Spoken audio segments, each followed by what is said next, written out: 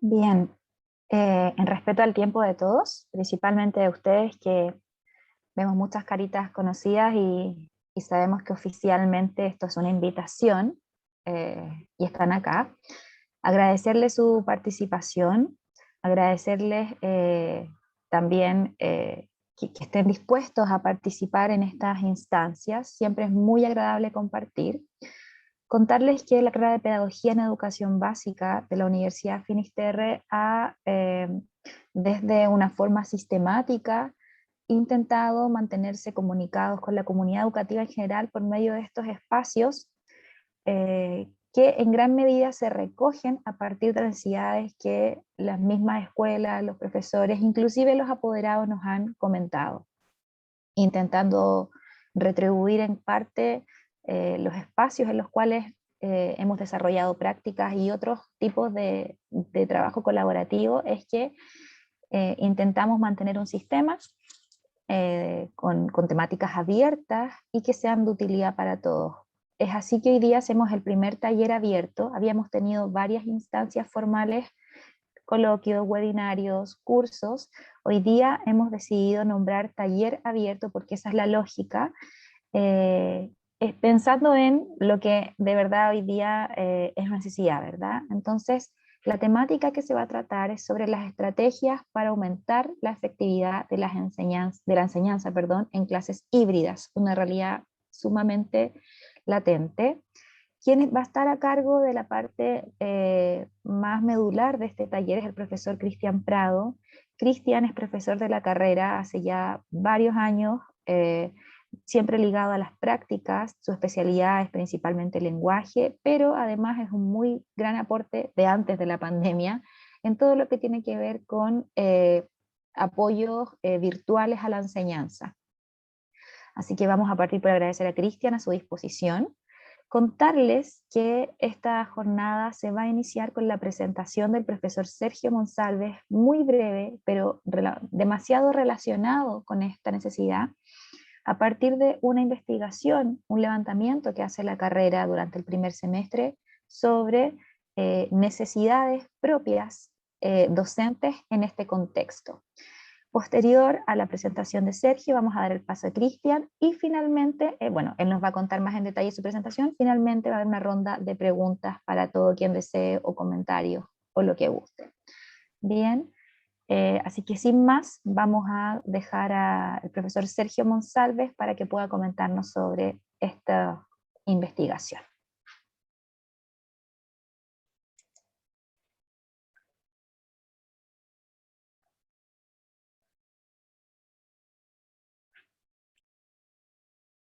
Sergio está Ahí muteado. se ve ya la pantalla, ¿sí? Ahí sí. Muchas gracias. Gracias, Lilian.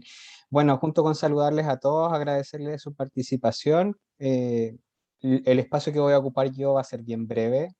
Sabemos que lo que les llama acá es la invitación, digamos, al espacio, digamos, de clases híbridas.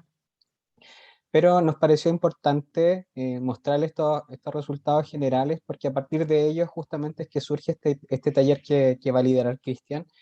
Eh, Porque en ellos encontramos evidencia de varias cosas interesantes, entre ellos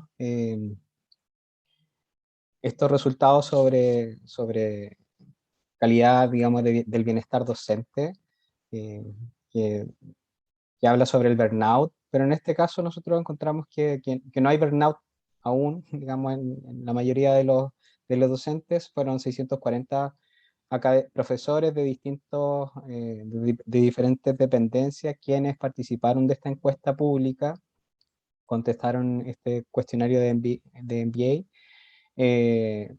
y encontramos sí un alto índice de agotamiento emocional, ¿ya? Esto debido a las cargas laborales y también al nivel de acompañamiento que hacen los profesores con sus estudiantes, y eso justamente se demuestra en esta baja personalización que nos habla del compromiso, del alto compromiso que tienen los profesores con poder acompañar, buscar, monitorear, ¿cierto? Una gran labor que han hecho de poder mantener a los estudiantes conectados en los periodos más críticos de la pandemia.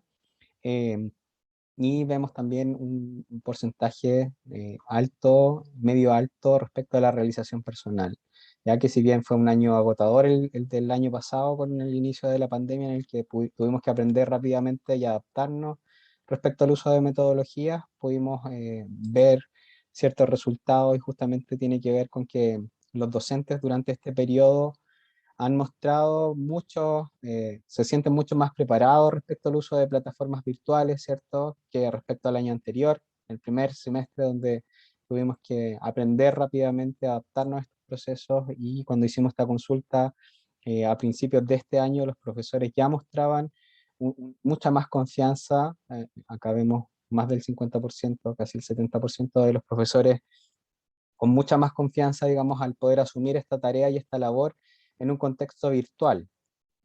Lo mismo ocurre con la percepción que tienen respecto al aprendizaje que han tenido sus estudiantes y a la capacidad de tener estrategias que sean más efectivas en esta modalidad virtual versus las percepciones que teníamos como profesores durante el año pasado, ¿cierto? Entonces vemos que hay un avance eh, y un mayor nivel de satisfacción durante este año respecto a los logros que han podido tener a los estudiantes, sabiendo que no han tenido los logros que pueden tener, que han podido tener los estudiantes en la sala en contextos regulares, pero sí con muchos mayores logros que el año pasado. O sea, los profesores se sienten con una mayor eficacia, digamos, para poder realizar las clases. Y justamente este retorno híbrido, esta encuesta, esta parte de la encuesta que habla justamente de cómo están volviendo los profesores a estos espacios de retomar la clase en las salas, pero acompañado de la virtualidad, nos muestra, digamos, esta problemática, ¿cierto? Esta sensación de inseguridad respecto a cómo me enfrento yo en la sala, en este modelo híbrido en el que tengo que estar respondiendo a los estudiantes que están en la sala y a los que están en los espacios virtuales aún. Entonces, ante estos resultados es que la carrera levanta este taller que va a liderar Cristian y por eso nos parecía súper importante mostrarle estos resultados de manera muy superficial y muy rápida, pero de todas maneras como una evidencia, digamos, que habla justamente de la necesidad de ir formándonos, de ir reaprendiendo, de ir readecuándonos, ¿cierto? Hasta otra vez tener esta percepción de mayor logro, que fue lo que nos pasó con las herramientas virtuales. Yo creo que todos transitamos en un periodo de crisis de cómo lo hago mejor.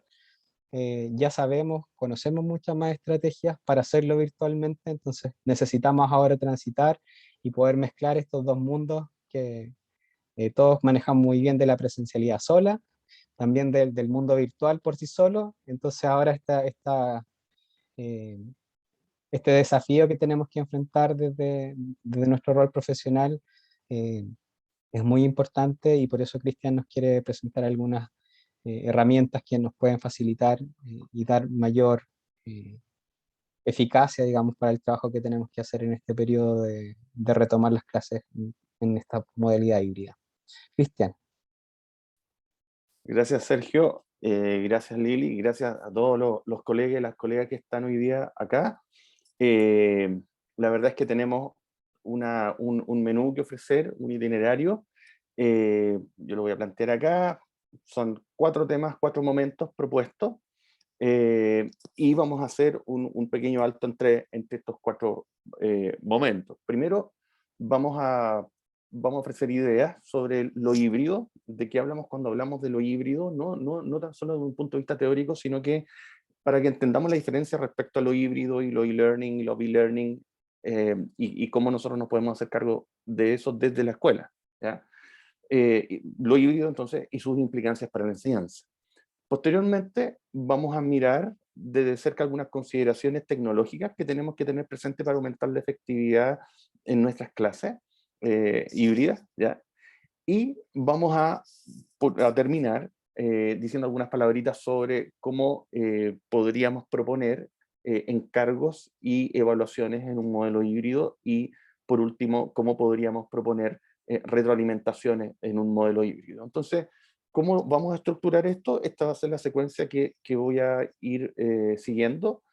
Voy a plantear algunas ideas en torno a esta secuencia, pero justo en la mitad de esta secuencia también vamos a hacer un break Y dentro de ese break la idea, no sé si te parece Sergio o Lili, los que estén ahí moderando, que podamos abrir algunos breves minutos respecto a los temas que ya hayamos visto. O sea, el primer break lo vamos a hacer terminadas las consideraciones tecnológicas y el segundo break lo podemos hacer, o la segunda tanda de preguntas o comentarios lo podemos hacer al final sobre la retroalimentación. ¿Ya? Entonces, dicho eso, y habiéndolo saludado, también recalcar la idea de que la pretensión es ofrecer algunos puntos específicos para nuestro análisis y para que posteriormente ustedes los puedan conversar en sus colegios, en sus centros de práctica. Aquí hay docentes que están incluso desde sus colegios participando. Hay estudiantes en práctica que ya están comenzando algunos sus últimos semestres de práctica, otros sus prácticas de intervención. Hay otras personas que están vinculadas al mundo educativo, no necesariamente en colegios y no necesariamente aquí en Chile. ¿Eh? Entonces, la idea es ofrecer esto para que ustedes después los puedan irlo rumiando, pensando en profundidad y compartiendo con sus respectivas comunidades. ¿Ya? Eso no quiere decir que ahora no vamos a compartir nada, ni vamos a dar oportunidades para que conversemos, sí, pero la idea es que esta conversa más profunda pueda ser en sus propias comunidades. Entonces, vamos primero con lo híbrido y sus implicancias para la enseñanza. ¿Ya? Sí ánimo a hacer un recordatorio de un evento que todos vivimos, pero es necesario ver desde dónde estamos pensando lo híbrido. ¿Ya? Cuando ahora pensamos lo híbrido, cuando ahora pensamos lo e-learning, lo be-learning, es muy distinto de cómo esto fue pensado en un contexto pre-pandemia. Entonces, por eso esta foto que ustedes ven acá resulta tan inquietante. ¿Ya? Yo la estaba mirando cuando la puse aquí en este PowerPoint y yo decía, ahí me faltan cosas. ¿Verdad? Entonces yo decía, uy, hay muchos niños en la sala, faltan las mascarillas, yo abriría las ventanas. Hay varias cosas que están pasando en esa foto y que ahora en este contexto serían absolutamente impensadas, ¿eh? Pero que hace muy poco tiempo eran naturales y más allá de nosotros decir, oye, hay muy poco espacio dentro de la sala, no eran mayor problema. ¿Ya? Ahora sí, son un problema, han cambiado las situaciones. ¿Por qué? Porque algo que en el año 2019 era tan común como ver esta foto de estos niños muy eh, atentos o aburridos o lo que sea, digamos, con nuestras clases, se transformó de un momento a otro a ver salas vacías. Nos ocurrió un gran incidente crítico y bien interesante, porque nos ocurrió a todo el mundo al mismo tiempo, que es esto de la pandemia, que llevó a que el año 2020 en la realidad fuese así, como la foto que ustedes ven en la derecha, en la mayor parte de los colegios del mundo. Europa estuvo cerrado de marzo a junio, otras partes del mundo han cerrado y han han abierto y han vuelto a cerrar, aquí en Chile se está reabriendo, en un momento se abrió y se cerró, vamos a ver cómo esto sigue. Bueno, el año 2021, si pudiéramos decir qué fotos representa nuestro sistema educativo, estarían esas tres fotos y quizás la foto que ustedes ven abajo a la derecha sería la misma con un poco más de gente, pero sería la misma foto. ¿Ya? Hemos transitado desde adecuar estos espacios tan comunes y tan masivos y tan normales como las salas de clases del año 2019 hasta el extremo inferior derecho, hasta esta sala de clases. A partir de este incidente crítico que nos ha hecho cambiar las formas de pensar lo educativo dentro de la escuela y dentro de todo espacio educativo, ya universitario, formal, no formal. Haciendo la cronología en Chile, pero también en el resto del mundo, en marzo de 2020 se cierra el país. ¿Ya? Algo impensado, solamente quedaron algunos servicios críticos, no acordamos todos, pero el país se cierra. Y esto es como una novela de ciencia ficción, pero sucedió. Uno cuando está en medio de esto, no sé si ustedes se acuerdan cuando había estos toques de queda, los silencios que habían entre medio eran silencios extraños, ¿ya? Era raro escuchar la ciudad a las 2 de la tarde tan silente un día de semana. ¿Ya? En marzo se cerró el país, pero junto con el cierre de país entre marzo y abril del año 2020 comenzó la enseñanza remota de emergencia. Y aquí vale la pena vale la pena detenerse a mirar lo que fue, porque en verdad fue una enseñanza remota de emergencia. O sea, fue un evento crítico, fue un evento inesperado, fue un evento emergente y que hizo que literalmente de un día a otro nuestros colegios se encerraran y comenzaran a aflorar una enseñanza no presencial remota de emergencia, ¿ya? Vale la pena pensar que eso más o menos se está haciendo hasta ahora, ¿ya? Cuando revisamos nuestros paradigmas de enseñanza y nuestros paradigmas educativos en general, lo que estamos viviendo incluso hoy en día con lo tecnológico está todavía dentro del contexto de la enseñanza remota de emergencia. ¿Ya? Ya vamos a ver por qué no podríamos decir que es e-learning o be-learning, así como suelto de cuerpo, así como, oye, pasen de lo presencial a lo e-learning, ¿no? Eso no existe y lo vamos a ver porque obedece a lógicas muy diferentes. Junto con pasar a la enseñanza remota de emergencia, lo que comenzó a suceder es que en el seno de las mismas comunidades educativas y de las comunidades de docentes comenzaron a socializarse estrategias para la enseñanza remota, sobre todo a través de las redes sociales. Si ustedes se acuerdan, en sus colegios, lo primero que empezó a pasar fue de un día para otro y dijimos, oye, ya el lunes los niños no vuelven a clase. ¿Qué fue lo primero que se hizo? Manden guías. Ya, los medios que se tenían. Se mandaron guías, los estudiantes tenían que mandar, se mandaban por correo electrónico, ¿ya? Algo que muy pocos colegios, hay algunos colegios que siguen y continúan, ¿cierto? En esta lógica, pero en un comienzo era mandar guías y pensar, seguir pensando en la lógica de la presencialidad, pero mandando guías, así como que el alumno está enfermo, entonces no puede ir al colegio, le mando una guía, me la manda, yo la reviso, etcétera, etcétera.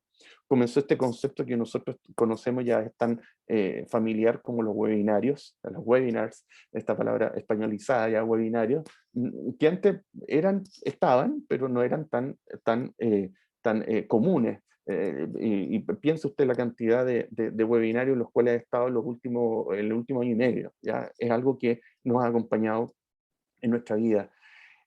Desde lo oficial en Chile se hizo una acción llamada la priorización curricular. Eh, y si uno se da cuenta, en la base de la priorización está el hecho de que nos dimos cuenta como sistema educativo de que hay objetivos de aprendizaje incluso más importantes que otros. ¿Ah? Y eso le asignamos un número. Dijimos, estos son los de primer nivel, son los más fundamentales, y después estos otros, y estos que están acá, que no están dentro de la priorización, los podemos abarcar quizás en algún momento. Fíjense, es interesante este ejercicio que se hizo, porque una de las cosas que nosotros los profesores siempre tenemos en cuenta cuando nos acercamos a nuestras bases curriculares, que son muy buenas, pero que son muy amplias. ¿Ya? Son muy amplias y uno diría, pucha, qué ganas de tener un poquito menos, que esto sea un poco más acotado para poder tener alguna mayor libertad, no de abordar otras competencias que las declara ahí, sino que para poder proponerles otras cosas a los estudiantes, ¿ya? Otras formas de otras tareas, otros tipos de desempeño que ellos puedan mostrar o ofrecerles algún tipo de seguimiento dentro de sus aprendizajes. Con esta priorización de parte del Mineduc y con estas estrategias socializadas de las redes sociales, las decisiones empezaron a caer en manos de los colegios. Y esto es bien importante también de tener en cuenta, porque los colegios tuvieron que realizar al menos 3 acciones. Primero, una autoformación. Lo primero que los colegios hicieron fue autoformarse. Los colegas se juntaron, ustedes mismos se juntaron con otros, seguramente liderados por algunos que tenían algún tipo de manejo específico en algunas herramientas, se compartieron estas estrategias, oye, mira, a mí me resultó esto, a mí me resultó esto otro, ¿ya?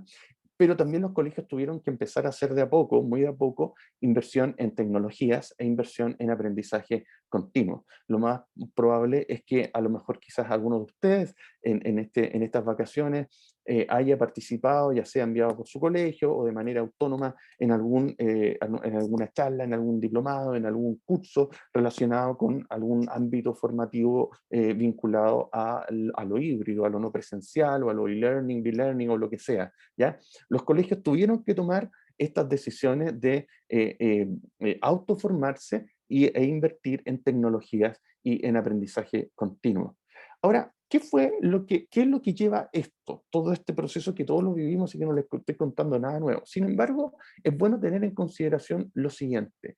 ¿Qué ha exigido de parte de los colegios este cambio a lo que estamos viviendo ahora? ¿O qué le ha solicitado a los colegios?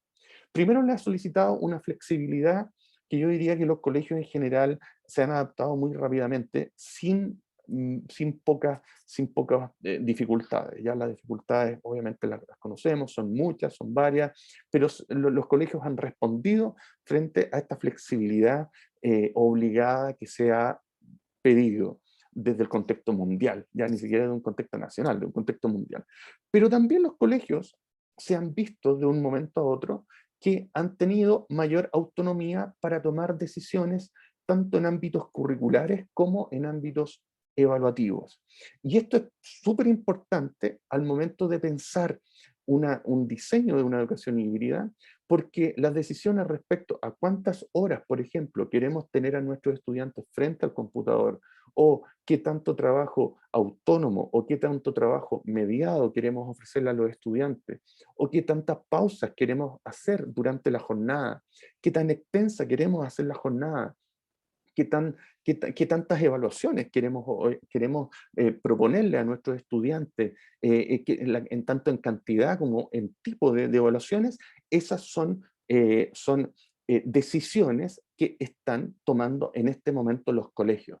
Entonces, ¿por qué es bueno poner este primer punto acá?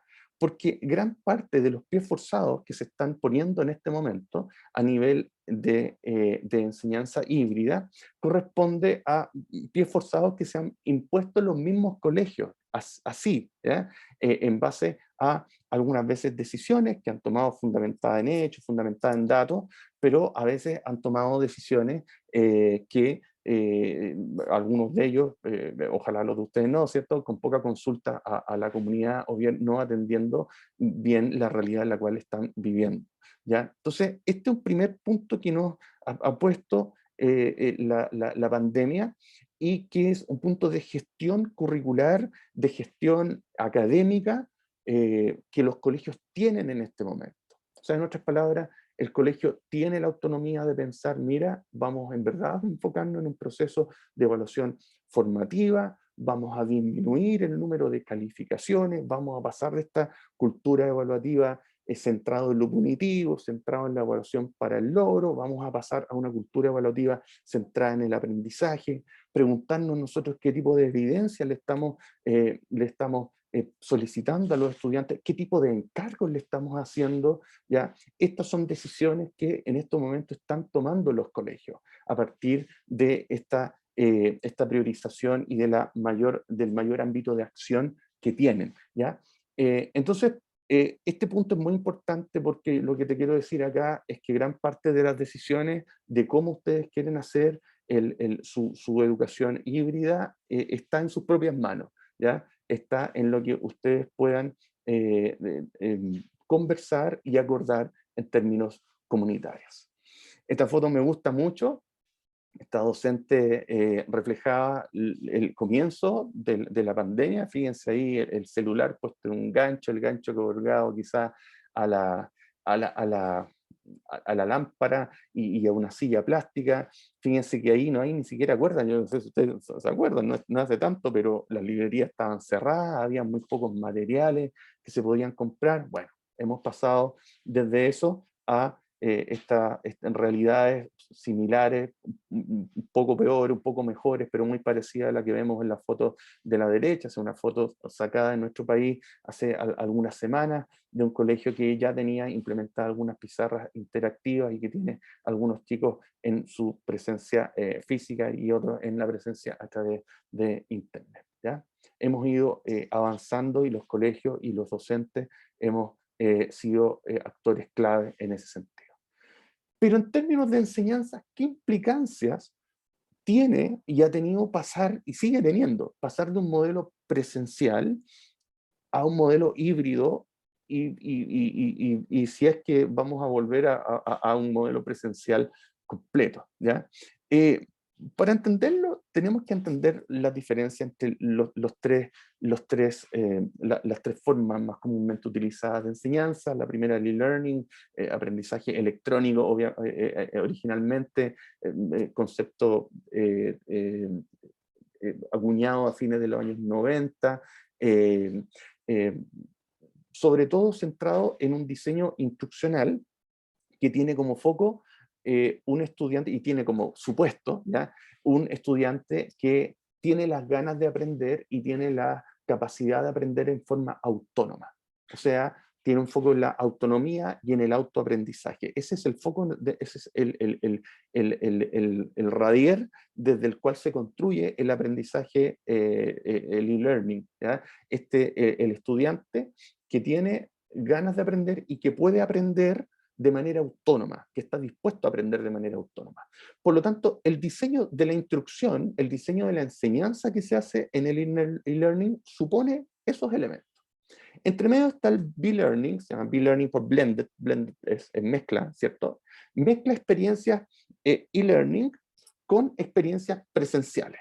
Por lo tanto, el diseño instruccional del B-Learning tiene partes que son diseñadas bajo una lógica de un aprendiz autónomo y bajo la lógica de un aprendiz autónomo y de autoaprendizaje, o sea, momentos individuales, yo veo los momentos en los cuales aprendo, etcétera, etcétera, y otros momentos del B-Learning están diseñados a nivel instruccional bajo las lógicas de un aprendizaje presencial.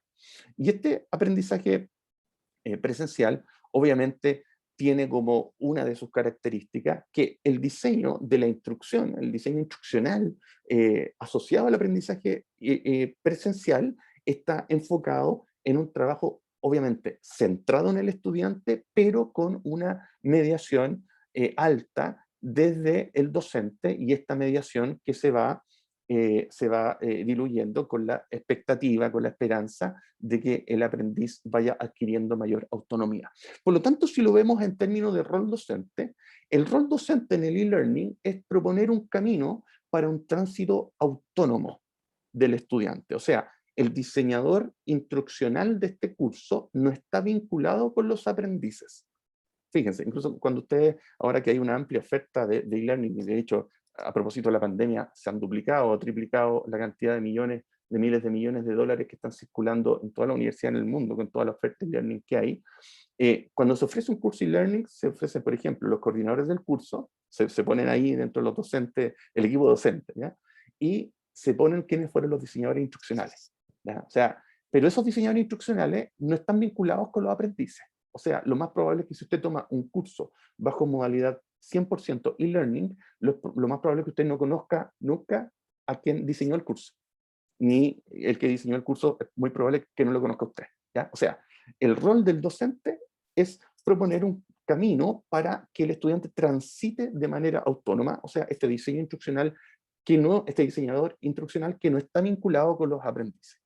En cambio, a nivel presencial, también hay una propuesta de un camino para una autonomía, pero esta autonomía es progresiva, ¿ya? Fíjense, a nivel presencial, el docente, cuando planifica, cuando diseña su clase, diseña obviamente proponiendo un camino para una autonomía progresiva, pero la diferencia es que el docente, en cuanto diseñador instruccional, va a tener un vínculo con los aprendices. O sea, tiene un vínculo con los aprendices, los conoce, los acompaña y puede ir tomando decisiones sobre el aprendizaje de esos estudiantes, de tal manera que si yo digo, mira, este es el camino que se va para allá, pero veo entre medio que los aprendices no les va a ir bien por ahí, puedo dar algún atajo, saltarme cierto obstáculo del camino, rodear cierto obstáculo y seguir por un camino alternativo. O sea, hay una propuesta de un camino para una autonomía progresiva.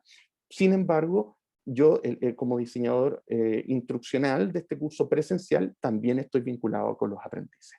Y si vemos el rol de los estudiantes, bueno, en e-learning supone aprendices autónomos, lo decía hace algún momento, supone aprendices independientes, supone aprendices activos en sus aprendizajes.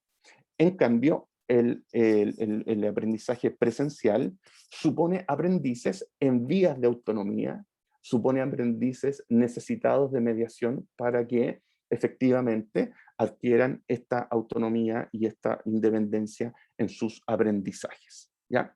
El B-Learning está, ya lo dije, en mezcla, está en una mezcla entre el e-learning y el presencial, con momentos de e-learning y momentos de presencial. De hecho, algunas universidades en este momento, el segundo semestre, lo están planteando B-Learning, ¿ya? Algunos cursos los han propuesto de manera absolutamente e-learning para sus estudiantes, que los estudiantes lo sigan de manera autónoma, y otros cursos de manera presencial, ¿ya? En algunos lados se está haciendo así.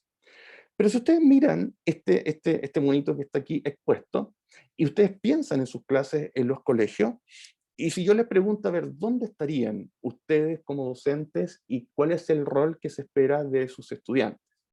Bueno, no hay mucho que pensar. Ahí donde está este óvalo amarillo, ahí donde ha aparecido nuestra realidad, por lo menos aquí en Chile, con la labor que se espera que hagan los docentes y el rol que se espera que adquieran los estudiantes, estaría más vinculado con esto que vemos en estos cuadrados que están en el extremo inferior izquierdo de su pantalla. O sea, que nosotros como docentes propongamos caminos para una autonomía progresiva y que nuestros aprendices vayan caminando a una autonomía de manera progresiva, pero están mediados, van a ser mediados por nosotros.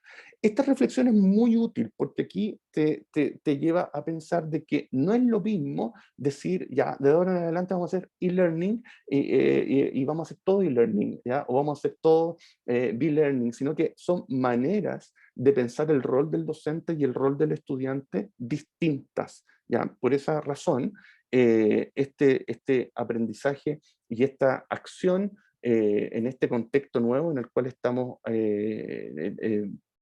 transitando, lo llamamos un contexto híbrido, porque supone un poco de ambas cosas, pero en aspectos tan esenciales como una doble presencialidad, ¿ya? Por eso no le llamamos blended, porque en estricto rigor en nuestros colegios no estamos diseñando para e-learning, ¿ya? Sino que lo que estamos haciendo en nuestros contextos es tener, a mí me gusta llamarlo más que híbrido, una doble presencialidad, ¿ya? Donde tenemos una presencialidad virtual, ¿ya? De nuestros aprendices a través de cámaras y a través de alguna pantalla donde lo reflejamos, y una presencialidad real de algunos de ellos dentro de nuestra sala de clase. Por lo tanto, con lo que estamos trabajando es con presencialidad y con aprendices que, dependiendo del colegio, tenemos que preguntarnos si queremos que en este momento de su curso, de su segundo básico, cuarto básico, sexto, octavo, tercero, cuarto medio, qué nivel de autonomía ellos tienen o qué nivel de autonomía esperamos que estén. Entonces, ¿hacia dónde debería ir nuestra acción en este contexto? Primero, justamente en ir transitando con nuestra autonomía, perdón, es en ir llevando hacia una mayor autonomía a nuestros aprendices. O sea, ese es el primer, si uno pudiese decir, a ver, bajo qué paraguas nosotros tendríamos que pensar una mayor efectividad en nuestras acciones híbridas en este contexto. Bueno, ojalá que nuestros aprendices, a través de todo lo que nosotros les ofrecemos, puedan ser aprendices autónomos, de tal manera que en algún momento también ellos puedan tener momentos de autoaprendizaje, ya no mediados por nosotros. Segundo criterio grande, ¿ya? Que en las actividades que nosotros les ofrezcamos podamos integrar ambas presencias en espacios comunes. Y fíjense lo que le estoy diciendo, o sea, integrar la presencia presente de la persona que está en la sala e integrarlo con la presencia virtual. Ahí tenemos que mirar cuáles son los espacios comunes donde podemos hacer que haya una comunicación, que los estudiantes que estén en su casa sientan que están también en la sala de clase, ¿ya? En ese sentido, una de las cosas no tan buenas que podríamos hacer sería pensar actividades tan distintas entre unos y otros, ¿ya? Porque daría una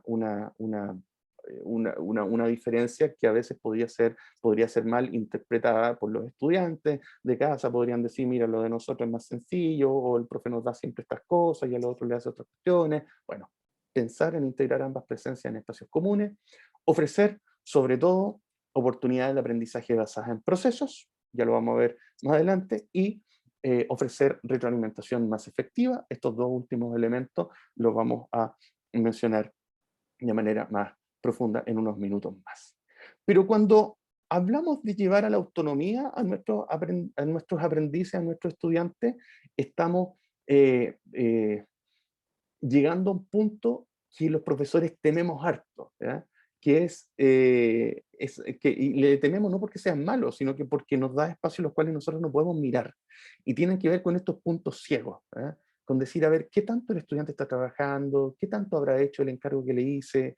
¿Qué tanto estará haciendo de esto en su casa? ¿Ya? Estos puntos ciegos es lo mismo que literalmente son los puntos ciegos. No sé si ustedes han hecho este test, miren si ahí ustedes ven su pantalla, de un círculo en la parte izquierda y una cruz en la parte derecha. A lo mejor lo han hecho este test. A ver, pónganse, se tienen que tapar con la mano el ojo izquierdo y sitúense con el ojo derecho frente al círculo, ¿ya? Entonces, vaya, tápese el ojo izquierdo, sitúese con el ojo derecho frente al círculo, sitúese si está, dependiendo de qué tan grande es la pantalla en la cual la está viendo, ¿cierto? Pero al menos unos 30, 40 centímetros, y vaya mirando fijamente con su ojo derecho al punto que está ahí, hasta que va a llegar un momento en el cual la cruz que está al lado derecho va a desaparecer, ¿ya? Y después, si usted se va más adelante, ahí apareció de nuevo, y aparece de nuevo, y llega un momento que desaparece. Bueno, eso es un test muy sencillo, digamos, para los oftalmólogos, para darnos cuenta de que nosotros también tenemos puntos ciegos en nuestra mirada, ¿ya? A estos puntos ciegos nosotros les tememos, que obedecen a estos momentos de autonomía que queremos darle a nuestros estudiantes. Por lo tanto, vamos a abordar algunas estrategias sobre cómo aumentar la efectividad en la enseñanza para visibilizar, para iluminar estos puntos ciegos, sobre todo en tres aspectos: en aspectos referidos a los encargos que le hacemos a los estudiantes, en aspectos referidos a la retroalimentación, y los primeros ámbitos, los primeros aspectos que vamos a ver son aspectos referidos a las condiciones tecnológicas de la enseñanza, ¿ya? Entonces, dicho esto, dicho lo primero, sobre lo híbrido, sobre cuánto el colegio tiene en su poder para decidir, para tomar decisiones en este contexto, dicho palabras importantes respecto a la diferencia que hay entre un e-learning, b-learning y presencial, y en qué contexto estamos y cómo debemos pensar en esta doble presencialidad. Ya no lo debemos pensar en e-learning, a menos que nuestro colegio tenga específicamente la misión, la visión, y haya orientado todos sus pasos a través del PI en hacer un aprendizaje no presencial y a través de e-learning. Dicho todo eso, vamos a mirar entonces algo de lo más sencillo, que son las condiciones tecnológicas, ¿ya? Para aumentar la efectividad. Aquí está entonces nuestro itinerario, ya vimos lo híbrido y estamos ahora en las consideraciones tecnológicas, y ahí están los otros dos puntos que vamos a mirar después. Vamos a mirar tres ámbitos, uno referido a las condiciones de lo auditivo, ¿ya? Del sonido, después algo relacionado a la iluminación, y después algo relacionado a la gestión del espacio, ¿ya? Aquí hay ideas solamente de tener en consideración. Lo primero que tenemos que decir respecto a lo auditivo es que todos los aparatos tecnológicos que nosotros tenemos tienen micrófonos, ¿ya? Y esto que ustedes ven aquí a la derecha, ahí está el microfonito, imagínenselo de perfil, ahí está la cabeza del micrófono, el cuerpo, y esto que se ve en rojo, esto es bueno, lo que está en el círculo, esto es un patrón polar, ¿ya?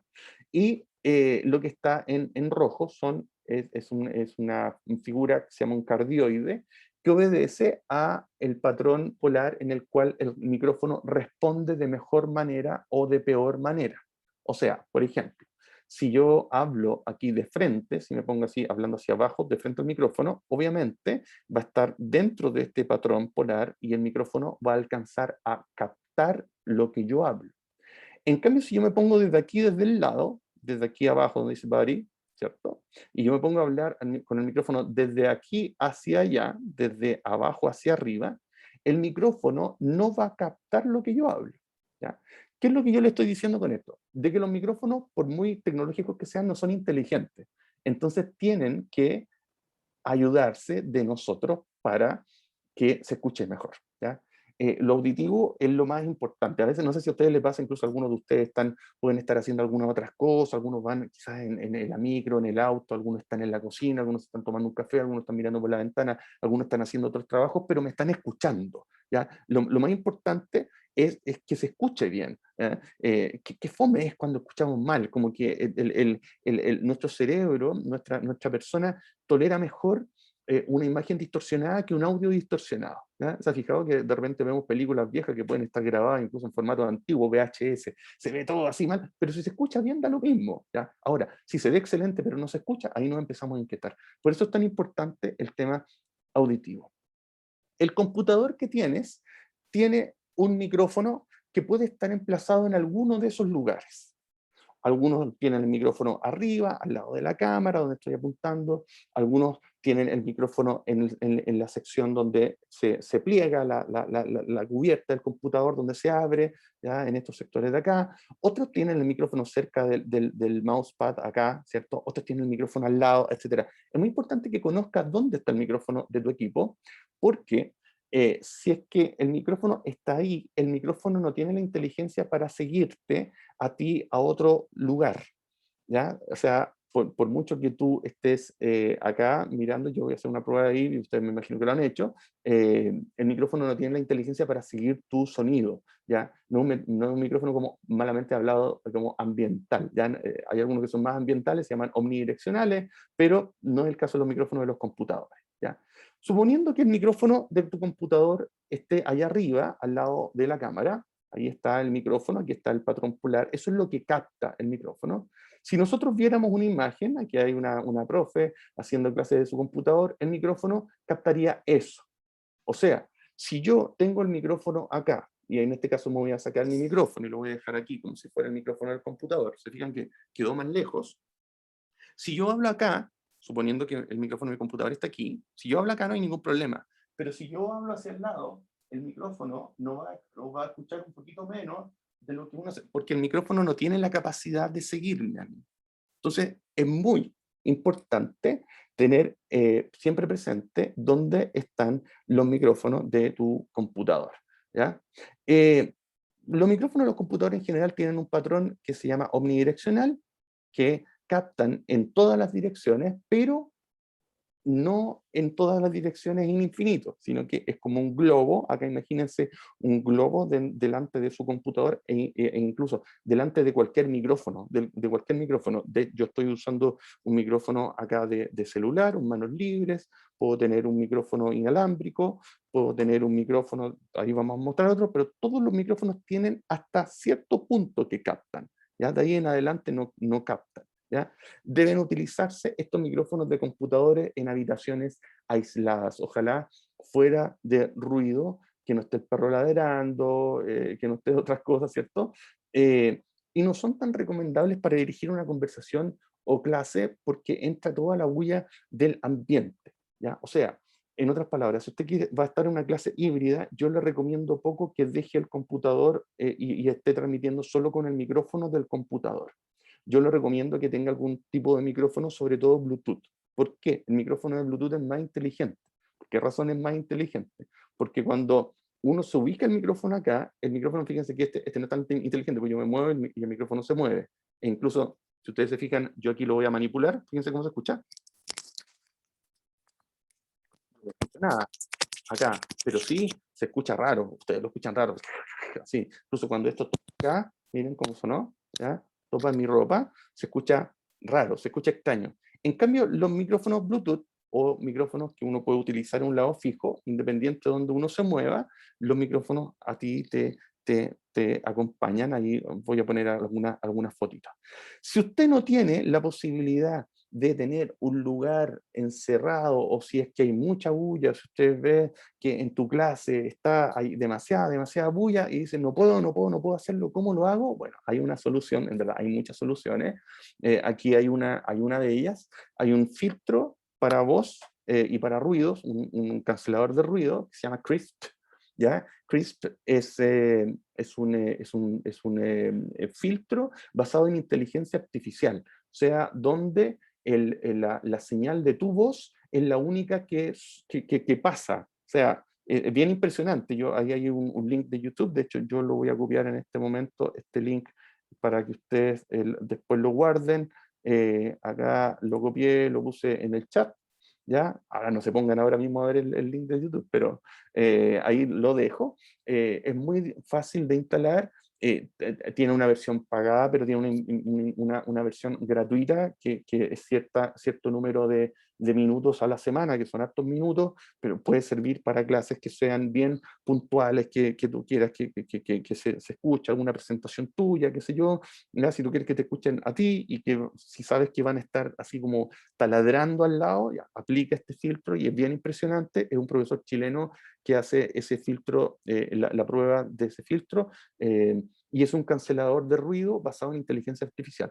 ¿Por qué lo digo? ¿Por qué digo y remarco que es en inteligencia artificial? Porque hay otros canceladores de ruido que son basados en filtros físicos, en filtros de que bajan ciertas, que se llaman limitadores o compresores de voz, que bajan ciertas frecuencias, pero esto no, es basado en inteligencia artificial, así que yo lo motivo, si tiene problema con la bulla, quizás Chris es la solución, ¿ya? Hay otros tipos de micrófonos, pero todos funcionan bajo la misma lógica que yo les acabo de decir. Hay micrófonos que se conectan vía USB para computador, incluso micrófonos de diferentes formas. El que ustedes ven aquí a la derecha parece un micrófono de radio, de estas radios antiguas, pero sin embargo, a pesar de la forma, trabajan de esta misma manera. O sea, tienen un patrón polar, tienen un alcance limitado y tienen que utilizarse de una manera correcta, ¿ya? ¿Cuál es la manera correcta? Ahí hay un micrófono cardioide, ya de bobina, esos son algunas nomenclaturas técnicas de los tipos de micrófonos que existen, etcétera, etcétera. Se debe apuntar directamente a la fuente sonora, así como sale acá, no se vale del lado, ¿ya? Del lado, si ustedes ven, tiene, y entre más abajo vayamos poniendo las flechas negras con las cruces rojas, menos va a captar el micrófono. Entonces tenemos que tener una buena ubicación del micrófono. Ahí hay una buena forma de utilizarlo, no tan cerca como en esta imagen a la izquierda, sino que al menos 4 dedos del micrófono, no tan lejos como la derecha, porque ahí estaría fuera del alcance de este micrófono, en este caso cardioide. Estos que están aquí son los micrófonos que yo recomiendo, son altamente recomendados si usted quiere hacer una transmisión desde una clase híbrida, donde usted está conectado, está transmitiendo o interactuando con una parte de su clase que está en la sala y una parte de su clase que está en sus casas. ¿Y por qué? Porque estos micrófonos tienen, por un lado, un audífono que le sirve a usted de retorno, por si acaso si hay alguien que interviene desde la casa, que le dice, profesor, que no levanta la mano, hay algunos chicos que abren los micrófonos y hablan inmediatamente, ya, les sirve, ahí en este caso el oído izquierdo, el auricular izquierdo tiene, y tiene el otro oído despejado. Si ustedes se fijan, ahí tiene un tope nomás, esto no va dentro del oído, aquí también, y algunos se conectan vía plug, o otros se conectan vía USB, o algunos se conectan directamente por Bluetooth, ¿ya? Esa es una muy buena alternativa. Aquí hay otros que son también muy comunes. Estos no son micrófonos específicos para clases, ¿ya? Algunas empresas lo están vendiendo como micrófonos para clases híbridas, pero en realidad son micrófonos Bluetooth normales, te sirve el del celular, ¿ya? Me imagino que muchos de ustedes han trabajado con micrófonos del celular, incluso los AirPods o los primos de los AirPods, porque hay varios AirPods que han salido que son blancos, pero no son AirPods como los Mac, pero son bastante buenos y cumplen la misma función. Si usted se fija, aunque usted mueva su cabeza para un lado o para otro, el micrófono que está aquí situado en la puntita del AirPod o aquí en la puntita de este auricular, el micrófono lo sigue para todos lados. O sea, en otras palabras, si yo acá me muevo, independiente que yo hable para allá o hable para acá, el micrófono, las personas que están escuchándome a través del micrófono me van a escuchar de la misma manera siempre, ¿ya? Es importante cuidar esto. Y otro detalle, si es que usted ocupa los micrófonos de cintillo, es que hay una posición correcta a utilizarla, y la posición correcta siempre es o más arriba o más abajo que la boca.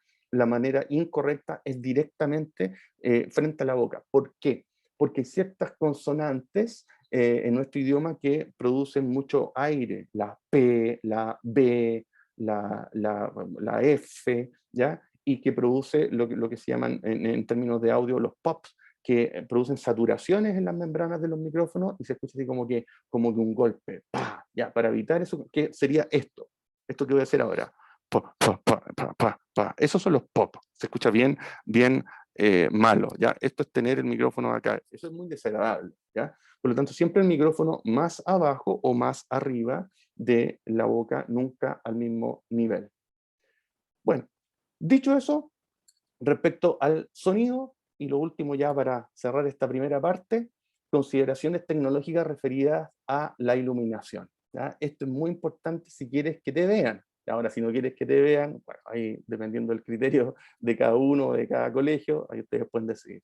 Pero si ustedes se fijan, aquí el profesor, la persona que está acá, ¿ya?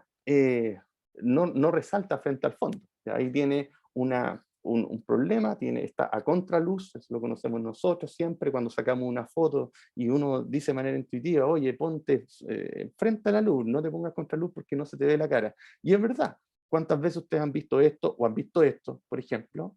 Eso es un error clásico, ¿ya? Voy a volver al anterior, ahí, esta es la exageración del error, ¿ya? Y eso sucede cuando hay más luz atrás del emisor que delante, ¿ya? Ahí hay más luz detrás y ahí hay más luz detrás. ¿Cómo se soluciona? Obviamente poniendo algún tipo de luminaria frente. Incluso aquí el profe, digamos que este es un profe ya que está aquí a la izquierda, tiene una mala iluminación también porque tiene sobre todo una mayor iluminación desde su extremo izquierdo, podríamos decir, o derecho, ¿ya? Más que de frente. ¿Ya? Cuando está ahí de frente puede tener un poco más de iluminación y se ve mejor, ¿ya? O este es un error también clásico, donde nos iluminamos más que con la luz natural, con la luz de la pantalla, y la luz de la pantalla no es luz blanca, es luz azul y se nos ve la cara de esa manera, ¿ya? Y aquí tengo un aro de luz, ¿ya? Ahí estoy con luz blanca, ustedes se fijan, ahí hay una luz cálida, ahí hay una luz más cálida y ahí estoy sin luz. O sea, se nota la diferencia, y eso que yo estoy con un gran ventanal aquí en la oficina de luz natural, pero sin embargo, si yo estuviera solo con luz natural, tendría ese tipo de iluminación. Ahí estoy con luz cálida y ahí estamos con luz fría, ahí estoy con luz cálida, incluso puedo ir bajando la intensidad de la luz cálida o subiéndola. Ahí estoy con un aro de luz, de los aros de luces normales, de estos que han salido tanto, que están tan popularizados entre los youtubers y otras personas, ¿ya? Incluso tiene opciones de luces de colores, digan acá luces de colores, pero también no tiene ningún reflejo en mi cara, ¿ya? Voy a poner de nuevo, entonces luz fría, luz blanca, ¿ya? Luz cálida, perdón, ahí está fría, ¿cierto? Que sería coherente con la luz fría que hay ahí arriba, pero si le quiero dar un poco más de calidez al rostro, ahí está. Incluso yo podría poner el aro de luz un poco más hacia la izquierda, bueno, ahora no lo voy a hacer, pero para poder compensar la luz que está de fuera hacia adentro. Entonces hay que tener estos cuidados, ¿ya? Sobre todo también en las salas de clase, cuando estamos ahí, cuidarnos y decir, a ver, ya tenemos la luz suficiente para nuestros estudiantes, pero para las personas que están desde la casa, yo también necesito estar con ellos. Y si voy a interactuar con ellos por la cámara, entonces voy a preocuparme de que detrás de la cámara voy a tener una luz que puede ser de estos aros de luz, o puede ser una lámpara, puede ser un elemento que ustedes mismos hayan hecho. Nosotros con los estudiantes les mostramos unas cajas que hicimos el año pasado con las cajas que entregó el gobierno y una luminaria, bueno, lo hicimos así, ¿ya? Ahí podría haber, ahí hay un ambiente bien iluminado, obviamente no es un ambiente de clase, pero es un ambiente más o menos iluminado, ¿ya? Juan Carlos pregunta en dónde aplican la luz, solo la luminosidad del foco o de la cámara. La idea es que la luz esté, bueno, aquí se los voy a mostrar, mejor aquí, ¿ya? Aquí va, ya, qué buena tu pregunta. ¿Ya? Este es como un esquema ideal que uno puede hacer con el mínimo de elementos posibles. tu cámara, ¿ya? Tu cámara hacia donde tú quieras dirigirte a los chicos que están en la casa. Por ejemplo, si tú tienes tu auditorio de estudiantes presenciales aquí frente a ti, ¿ya? Y tú tienes una ventana de alguna luz principal en algún lado, pones tu cámara, ¿ya? Y pones tu iluminación en el otro lado que refleje en parte la luz principal, o sea, o que compense la luz principal, o lo puedes poner detrás de la cámara. Ahí hay muchos tutoriales que tú puedes ver en YouTube, pero en ensayo y error. ¿Ya? Siempre la mejor luz va a ser la luz natural. Ese es siempre, lejos la luz natural. Entonces ahí privilegiar, abrir cortinas en la sala y todo eso. Ese es un esquema parecido, quizás Juan Carlos, si te sirve. Estaría tu cámara desde donde te estás transmitiendo, estaría algún aro de luz sobre todo detrás. ¿Ya? Hay esquemas más complejos, si tú quieres más luminaria, etcétera, etcétera. ¿Ya? No se necesita incluso tanto dinero, son cosas que uno mismo puede fabricar. ¿Ya? Aquí vemos un esquema más o menos similar, el que quizás algunos de ustedes están viviendo. Eso también es una sala de clase aquí en nuestro país, donde hay luz desde fuera, está la luz de la clase, y en el caso esta docente no está ocupando luces auxiliares, pero hay luz suficiente. ¿Ya? Siempre es bueno hacer las pruebas. Y por último, para esta parte, aquí un esquema clásico con pocos recursos, ¿verdad? La cámara web desde donde tú quieras transmitir, suponiendo que tú quieres transmitir algo que se esté proyectando en el pizarrón. Si es que tú no lo puedes transmitir desde tu computadora hacia tu estudiante, o tú quieres transmitir algo que tú vayas a escribir en el computador, bueno, ver desde qué cámara lo vas a transmitir. Si desde tu celular, por ejemplo, los celulares tienen excelentes cámaras, no hay que adquirir cámaras nuevas, sí, algún tipo de trípode que tú te lo puedas hacer, puedas adquirir, etcétera, etcétera, a una distancia suficiente que se vean los detalles que tú quieres entregar. Por otro lado, los elementos para la interacción, ya sea una pizarra acrílica o una pizarra interactiva o un proyector, una pantalla touch, de acuerdo a lo que ustedes, perdón, a lo que ustedes acá, a lo que ustedes tengan en sus colegios. Un micrófono, idealmente, lo que les decía a ustedes, idealmente inalámbrico, idealmente un micrófono Bluetooth que a ti te vaya acompañando. Si algún estudiante tuyo quiere decir algo, qué sé yo, y tú no te puedes acercar a él por protocolo, etcétera, etcétera, tú puedes repetir para el auditorio que está en la casa la pregunta que tu estudiante hizo, obviamente se lo haces, me imagino, ¿cierto? Y el equipo del profesor con conexión a internet, ¿ya? O sea, es un esquema básico. En este caso la iluminación estaría aquí detrás del punto rojo donde está la cámara web.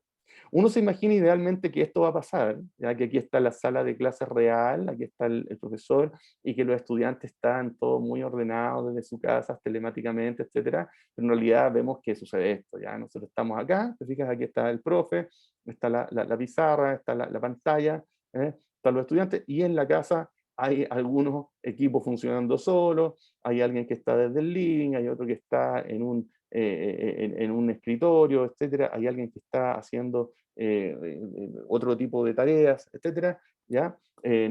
También considerar eso y aplicar algunas estrategias de normalización si es que es necesario en el caso de sus colegios, ¿ya? Aquí hay equipos más sofisticados, este que está acá arriba, obviamente los tienen algunas universidades, pero ya esto ya es harto, este es un salón grande, tiene una mesa de sonido, tienen, etcétera, cámaras, hay salas que son súper interactivas, aquí hay pantalla, ojalá que alguno de sus colegios tenga esto, no es la normalidad. Aquí hay otros que se están viendo ahora, donde si ustedes se fijan, los estudiantes que están online están aquí atrás también mirando, y el profesor cuando los mira a ellos, mira esta cámara que está emplazada arriba, ¿ya?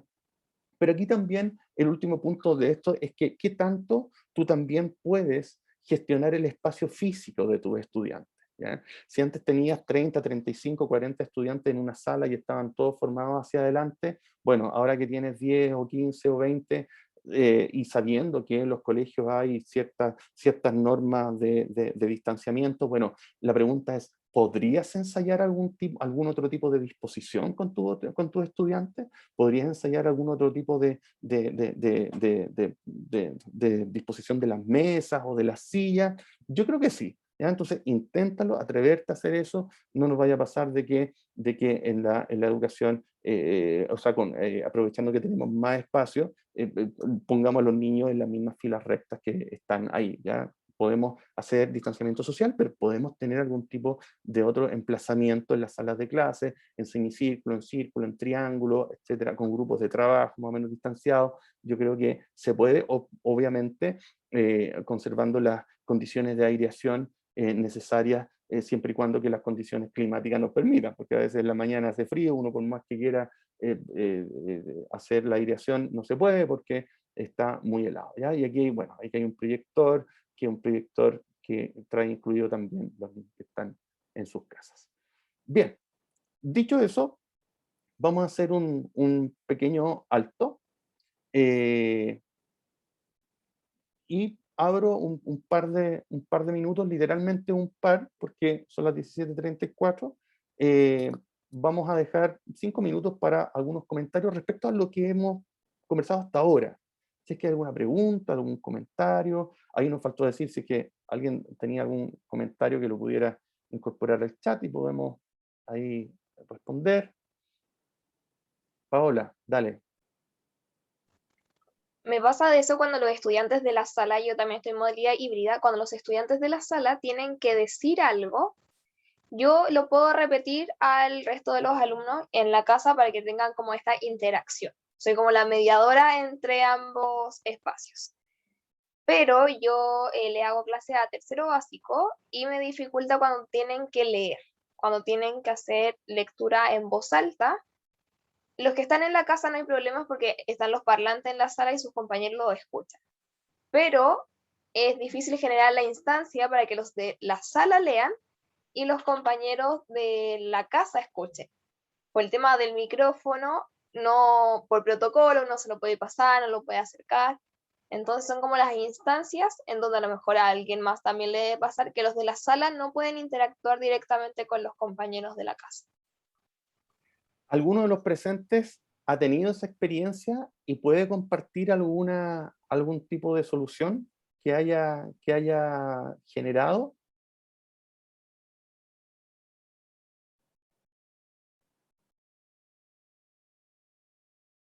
Puede abrir el micrófono y compartirla.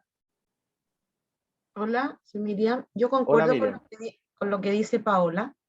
Sin embargo, lo que a mí me ha pasado, porque yo estoy haciendo clases híbridas, es que solamente proyecto a los niños que están en sala para que puedan verlos a los niños que están en línea. Y ellos solamente se saludan con la mano, pero no logran escucharse. Eso. La lectura es difícil. La lectura es difícil. Sí, Bien. sí. Bien. Alguien, gracias, Miriam. ¿Alguien que haya tenido, que se haya ocurrido alguna solución?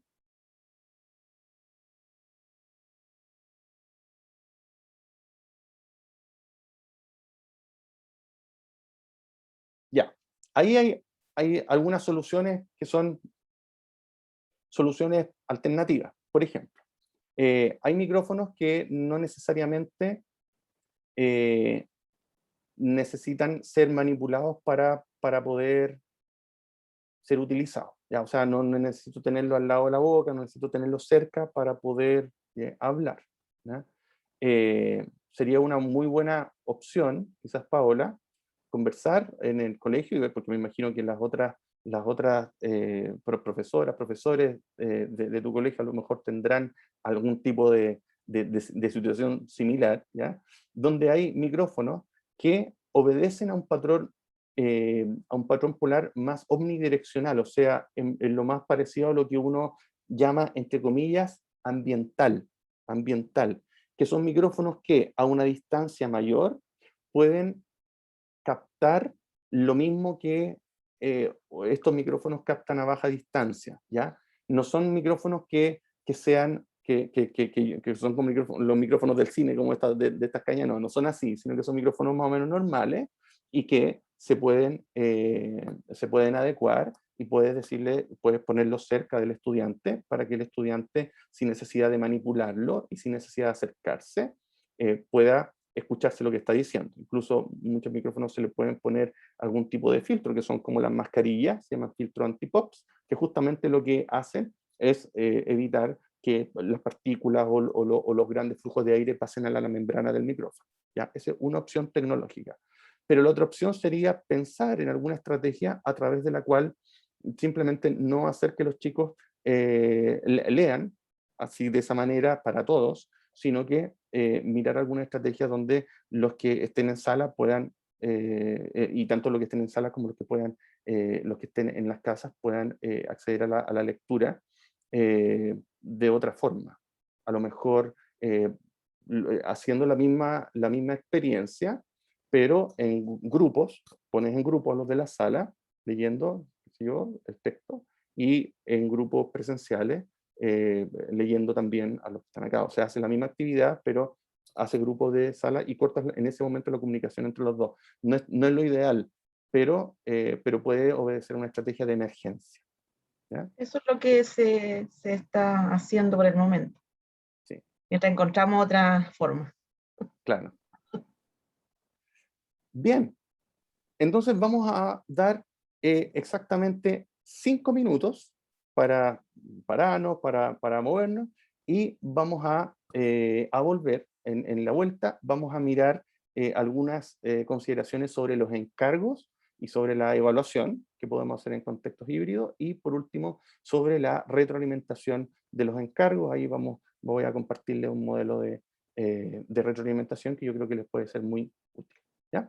Entonces, 17:40, 17:45 en punto, volvemos para los últimos minutos de nuestro taller. Gracias, nos encontramos.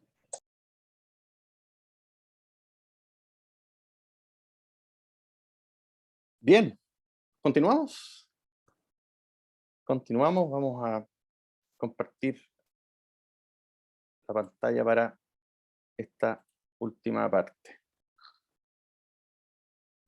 Si alguien de ustedes quiere hacer algún comentario por el chat, para después poder o conversar o tener algún tipo de interacción al respecto, ahí bienvenida, bienvenido.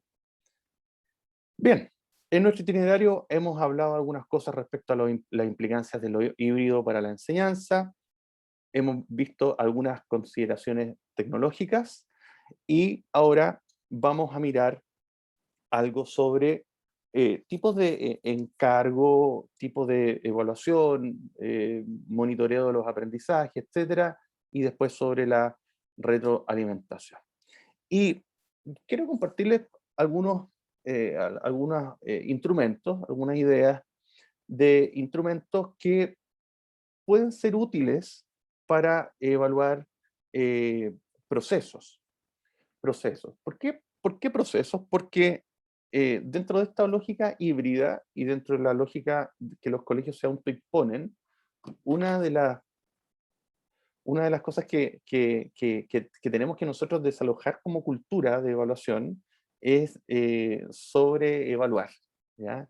La evaluación, la pandemia nos ha llevado a pensar en que tenemos que evaluar lo fundamental, lo importante. Eso es una de las reflexiones que nosotros hemos sacado a partir de la pandemia, porque los profesores nos hemos encontrado desde un momento a otro con que no tenemos las evidencias suficientes para certificar los logros de los objetivos de aprendizaje, ¿ya? Sobre todo cuando estamos en ámbitos más no presenciales. Ya no podemos ver a los estudiantes, no veíamos quién respondía a las pruebas, no veíamos si es que las pruebas iban a ser respondidas de una forma individual, o que había ayuda de los papás, de las mamás, ¿ya? No podíamos, por lo tanto, certificar que los estudiantes estén alcanzando los objetivos que nosotros les proponíamos, ¿ya? Entonces, eso por un lado. Y por otro lado, muchos colegios empezaron a mirar que la cantidad de evaluaciones que tenían era exagerada, ¿ya? Yo no sé si ustedes se acuerdan, antes del decreto 67, incluso, bueno, todavía algunos colegios lo mantienen, que dicen, ya, el lenguaje tiene 6 horas, entonces las evaluaciones son, o sea, tiene 6 horas a la semana, entonces las evaluaciones son 6 más 1, ¿ya? Entonces, ya, artes tiene 2 horas a la semana, entonces la evaluación son 2 más 1, son 3, ¿ya? Bueno, esos son mitos que salieron de algún momento, y los colegios se autoimpusieron esa cantidad de evaluaciones en sus reglamentos de evaluación, pero cuando uno se fija en los decretos de evaluación del Ministerio de Educación, desde esa fecha, incluso hasta la actualidad, el Ministerio de Educación exige para cada uno de los estudiantes una calificación final anual, ¿ya? Entonces, muchos de los colegios se ponían ellos mismos la soga al cuello en términos de la cantidad de evaluaciones que le proponían a sus estudiantes. Desde esa perspectiva, y a propósito del decreto 67, donde se nos pide poner el foco en lo formativo, es que voy a proponerles estos 5 tipos de instrumentos para evaluar procesos, ¿ya? Cada instrumento tiene asociado algún proceso conductual que se vive en el instrumento y algún proceso psicológico que también se aborda como consecuencia de la aplicación del instrumento.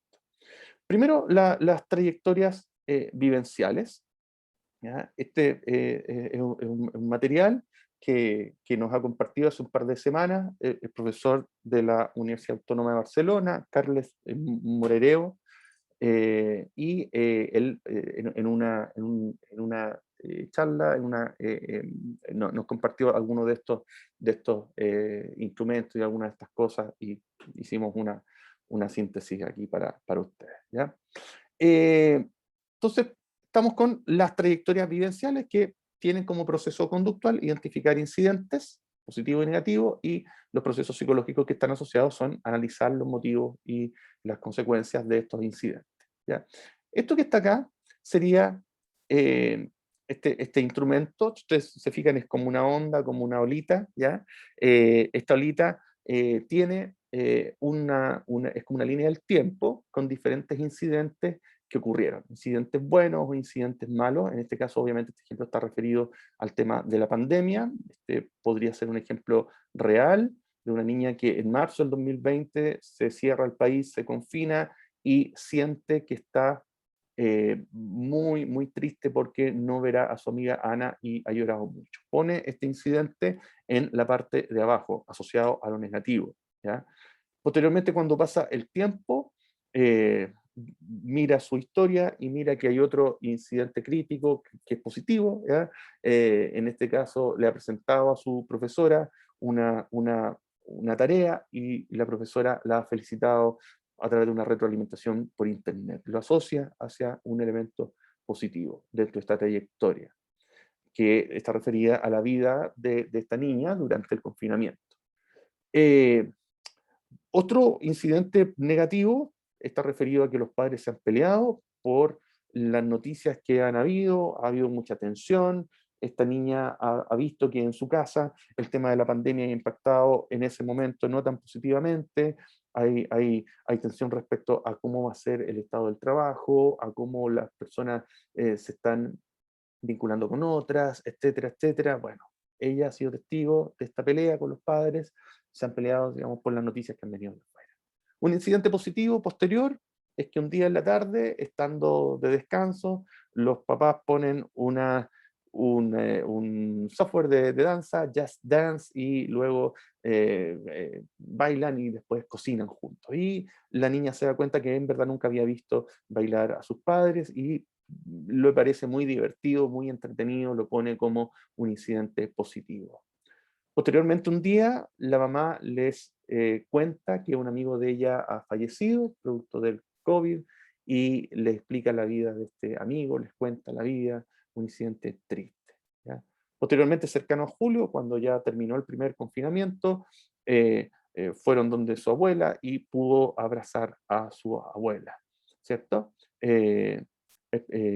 Como un incidente positivo dentro de esta vida de confinamiento, de este diario de esta niña que se llama Marta, que tiene 12 años, ¿ya? Sirve para, obviamente, a través de esta identificación de incidentes, sirve para analizar los motivos de estos incidentes y sus consecuencias. Es, insisto, un instrumento donde podemos evaluar ciertos procesos. Aquí pusimos un ejemplo que está vinculado a la vida durante el confinamiento, durante la primera parte de la pandemia, pero se puede asociar a cualquier trabajo que nosotros podamos darle a los estudiantes de manera personal, algún proyecto que puedan desarrollar, o algún encargo, o como un instrumento que vaya junto con un encargo específico que les podamos dar a nivel personal. O sea, estas trayectorias vivenciales son unos instrumentos muy útiles para evaluar esos tipos de procesos. Después hay otro instrumento que se llaman los casos de pensamiento o los tipos de casos, los casos de uso, le dicen algunos, donde consiste en observar un modelo de conducta determinado y comparar cuáles son las mejores formas de gestionar estos problemas a partir de las respuestas de los involucrados en este caso, ¿ya? También haciendo un ejemplo desde la pandemia, perdón, aquí vamos a ir más adelante, aquí está el caso de pensamiento, ¿ya? Es un caso que se pone de una manera ahí literal, dice ahí: tras ver un reportaje de televisión, el hermano mayor y el padre discuten sobre la necesidad de vacunarse. ¿Sí o no es bueno vacunarse? ¿No? Etcétera, etcétera. Insisto, un caso de la pandemia. Mientras el primero dice que resulta peligroso porque ha habido personas que han muerto por la vacunación, el segundo afirma que eso es un número insignificante de personas y no está claro que la causa sea la vacuna, ¿ya? Entonces ahí la discusión empieza a ser algo agresiva, ¿ya? ¿Qué haría en este caso tú, ¿ya?, si esta discusión se pone agresiva? Y ahí la idea es presentarle a los niños diferentes casos de diferentes reacciones que podrían tener otros niños. Por ejemplo, la niña que está ahí arriba, esta niña de lentes oscuros, dice: a ver, frente a esta situación, seguro que mi padre tiene la razón porque tiene más experiencia de enfermedades y vacunas. Entonces yo le encuentro la razón a mi padre. El niño que se está aquí tomando la mejilla dice: mejor me voy a mi habitación a jugar con mi Game Boy, ¿ya? O sea, me desligo de esto que está pasando y mejor me voy a mi pieza, ¿ya? Después, este otro niño acá abajo que se está tomando la cara con las manos dice: mi hermano es joven y sabe más cosas de la actualidad, está más informado, por lo tanto quizás yo le daría la razón a mi hermano. Y esta última niña dice: a ver, les voy a proponer que se calmen y que cada uno busquen datos que defiendan su postura y luego compararemos los datos y veamos si son ciertos, ¿ya?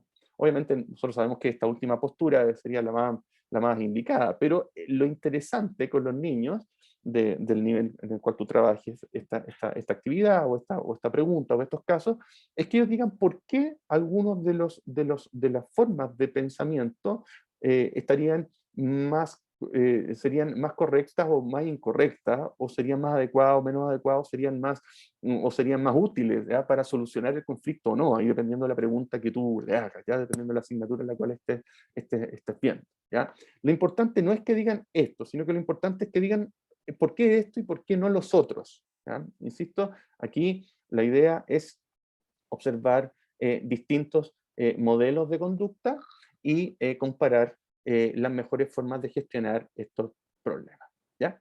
Esos son los casos de pensamiento. Después, un tercer instrumento que se puede también trabajar de manera híbrida son las carpetas de aprendizaje, los portafolios que nosotros conocemos, ¿cierto?, donde el proceso conductual que está involucrado es la elección de evidencia, pero el proceso psicológico que está detrás es la gestión de la hetero, auto y coevaluación de estas evidencias. O sea, no es solamente presentar las evidencias, ¿ya?, porque a veces nos quedamos en el portafolio, ya ahí está la evidencia, y nos quedamos y nosotros solamente hacemos una heteroevaluación, ¿ya?, y normativa de acuerdo a la norma nuestra, pero sometemos esa evidencia poco a la comparecencia de otras personas. Entonces, a lo mejor le podemos dar un giro más a ese portafolio, a esta carpeta de aprendizaje, y podemos trabajar más en torno a las evidencias de la siguiente manera, ¿ya? Entonces, sabemos que idealmente en los portafolios hay una primera fase donde uno debería negociar los objetivos. ¿Ya? En este caso aquí proponemos una actividad que podría ser perfectamente realizable para un kinder, primero, segundo, tercero básico, dependiendo del objetivo de aprendizaje en los cuales estemos trabajando, donde la pregunta de fondo sería, por ejemplo, ¿cuidamos bien a nuestras mascotas, sí o no? ¿Ya? Entonces, la carpeta de aprendizaje en nuestro portafolio debiese tener evidencia a través de la cual nuestros estudiantes puedan saber decir ciertas cosas respecto a los animales los cuales están cuidando, debería mostrar evidencia respecto a ciertos procedimientos que ellos están realizando sobre procedimientos concretos referidos a su mascota y saber mostrar algunas actitudes o algunos valores asociados a esto, ¿ya? Entonces se negocia con los estudiantes qué tipo de objetivos va a tener el portafolio, para después identificar las evidencias que debiese tener este portafolio, ¿ya? Habiendo evidencias que nosotros les pidamos a los estudiantes, evidencias obligatorias, y algunas evidencias optativas que ellos puedan presentar de manera autónoma. Obviamente nosotros sabemos que entre más pequeños los estudiantes son, la idea es que nosotros les vayamos pidiendo ciertas evidencias, y a medida que ellos van haciendo portafolio y teniendo, estando en cursos más grandes, cursos superiores, ellos puedan ir poniendo evidencias que ellos muestren, ¿ya? De manera optativa. ¿Ya? Nosotros, por ejemplo, le podemos pedir, ya, tu portafolio debe tener al menos un informe de esto, ciertas fotografías, ciertas noticias, ciertas entrevistas, cierta presentación, ¿ya? O 2 de estas cosas, o 3 de estas cosas, etcétera, etcétera, y tú puedes poner todo el otro tipo de evidencia que tú quieras, ¿ya? Se hace primero la idea es hacer una revisión de estas evidencias. Y decir, por ejemplo, ya vamos a hacer una primera presentación al término de X cantidad de tiempo respecto a si tú cuidas a tus animales, a tus mascotas o no, ¿ya? Entonces, no es solamente que el estudiante presente la evidencia, sino que se va conversando con el estudiante o el grupo de estudiantes respecto a la pertinencia de las evidencias. Por ejemplo, si le queremos decir o queremos saber que el estudiante cuida bien a su gato, quizás una buena evidencia podría ser que lleve el carnet de la vacunación anual del gato, ¿ya? Y que a lo mejor cuando fue a vacunar al gato puedan haber sacado una foto, él llevando al gato al veterinario, o alguien que filme un video mientras le están poniendo la inyección al gato, y eso lo presenta como evidencia, ¿ya? Y eso puede ser una buena evidencia de que cuida bien al gato. Pero si el niño muestra, por ejemplo, una foto donde sale abrazado al gato, ¿ya? Alguien podría decir, sí, pero resulta que eso no es una buena evidencia. ¿Ya? Esa es una foto que yo me saqué con el gato, una evidencia de que el gato estuvo ahí al lado tuyo, o tú lo tomaste para la foto, pero no es una evidencia buena para demostrar que tú cuidas bien a tus animales. Quizás ahí, y aquí viene la coevaluación, quizás le podríamos decir, oye, a lo mejor pregúntale a tus vecinos, haz una encuesta con tus vecinos y pregúntale, que ellos te graben con el celular o con un audio, si es que ellos han visto que tú, por ejemplo, cuidas bien a tu gato, ¿ya? Que tu gato no anda por ahí suelto por la vida, que no llega arañado, o bien si tú tienes un perro que lo sacas, que sales con su bolsita para recoger la basura, que lo sacas periódicamente, que lo sacas tú, que no lo sacan otras personas, etc.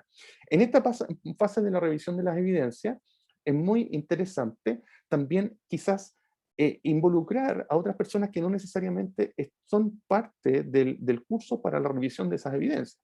Por ejemplo, ahora que estamos telemáticamente en un colegio, se le pidió a una persona que trabajaba en una veterinaria o en estas tiendas de animales que fuese jurado de estas evidencias, y esta misma persona podría decirle, oye, mira, tu evidencia es súper buena, pero a lo mejor no has pensado en esto, no has pensado en esto otro, etcétera, etcétera. Entonces, ofrecerle a los estudiantes la posibilidad de revisar sus evidencias, autoevaluarse y ser sometidos a una coevaluación y a una heteroevaluación respecto a sus evidencias, para que en la última fase, cuando los estudiantes presenten sus evidencias definitivas, ellos, junto con presentar esta evidencia a través del canal que ellos escojan, puede ser una evidencia concreta como una caja, una carpeta electrónica, ya, junto con justificar por qué presentan las evidencias de esa manera, puedan también ir asociadas, pueda ir una autocrítica respecto a las evidencias presentadas anteriormente. O sea, que el estudiante puede haber dicho, mira, yo presenté en verdad estas evidencias antes, pero si de verdad eran insuficientes, trabajé en torno a mi evidencia, las evidencias que tenía anteriormente no las voy a presentar, no las presenté, y ahora estoy presentando estas nuevas evidencias que yo creo que son mejores. O sea, hay una interiorización, hay criterios e indicadores de mejora ahí, etcétera, etcétera. Ellos justifican la evidencia, los cambios, la autocrítica. O sea, si ustedes se fijan, es el mismo concepto del portafolio, pero trabajar todavía más con las evidencias, darle una vuelta de tuerca. Y si esto es en un modo híbrido, también podemos hacer que los grupos de trabajo puedan conversar respecto a la pertinencia de sus evidencias o compartirse evidencia entre grupos de trabajo, etcétera, etcétera. ¿Ya? Bueno, otro instrumento para la evaluación de procesos son actividades diversificadas, actividades multinivel.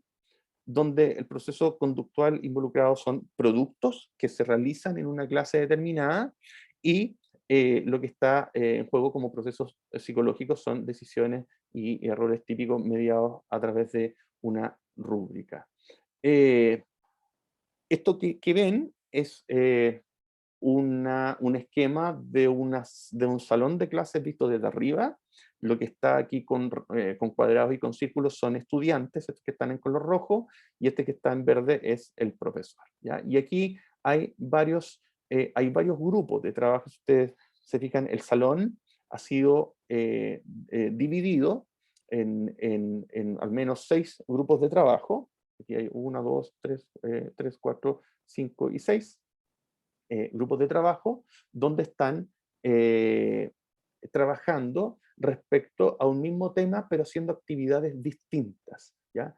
Esto requiere obviamente una planificación, pero que se hace solamente una vez, porque usted esto lo puede ocupar en los años siguientes. ¿Y de qué se trata? ¿Ya? El tema es, a propósito también de la pandemia, qué tanto los remedios sirven, no sirven, cómo lidiar con ciertos síntomas, cómo lidiar con las enfermedades, cómo lidiar con los remedios, automedicarse o no, etcétera, etcétera. ¿Ya? Aquí, tapado de este es un pantallazo, por tanto no está aquí, no está destapado, pero debajo, vamos a empezar por este que está acá. ¿Ya? Aquí hay un primer estudiante, este que está con el número 14, ¿ya? Que está sentado frente a un computador, ¿ya? Y está trabajando con unos estudiantes de su casa, donde a ellos le hemos encargado realizar un diagrama con las decisiones que alguien que se encuentra mal debería tomar, según el tipo de problema y el nivel de urgencia del mismo. O sea, supongamos, ponerlo en una situación. Estás solo en tu casa, te sientes fatigado, fatigada, te desmayas. ¿Qué tienes que hacer? ¿Qué deberías hacer si sientes estos síntomas? ¿Qué decisiones deberías tomar? ¿Qué decisiones no? ¿Ya? Insisto, este niño, esta niña, junto con un par de compañeros de su casa, está trabajando mediado por el computador en una actividad donde estén resolviendo este desafío de los profesores. Este grupo de estudiantes, el 17 y el 14, también con computador, donde pueden estar otros estudiantes de la casa, están referidos al mismo tema, buscando, por ejemplo, fake news. Les encargamos buscar 2 noticias falsas, ¿ya?, en Internet, y 2 noticias correctas sobre noticias que tengan que ver con la pandemia, por ejemplo. Noticias que sean fake news, que son estas noticias falsas que andan circulando, que esto no sé qué cosa, esto no sé qué, y 2 noticias verdaderas. Y que ellos presenten no solamente la noticia, sino que creen los argumentos, que presenten los argumentos científicos por qué estas 2 noticias son fake news y estas 2 noticias son ciertas, ¿ya? Ahí se pueden referir, si ustedes han trabajado con ellos, un tema de indagación científica relacionado con ciencia, relacionado con otros, pueden hablar de las fuentes, pueden hablar, etcétera, etcétera. ¿Ya? Ahí hay otro tipo de actividad dentro de la misma sala. Después, estos 4 estudiantes que están acá, obviamente conservando la distancia, etcétera, etcétera, se les propone un caso y se les dice lo siguiente, referido a lo mismo. Estás cuidando a un niño pequeño y parece que tiene fiebre, entonces explica 5 cosas que deberías hacer y 5 cosas que no deberías hacer. Supongamos te han contratado como babysitter, te quedas con un niño en la tarde, en la noche, y este niño empieza a tener fiebre, ¿ya? Fiebre alta. ¿Qué deberías hacer?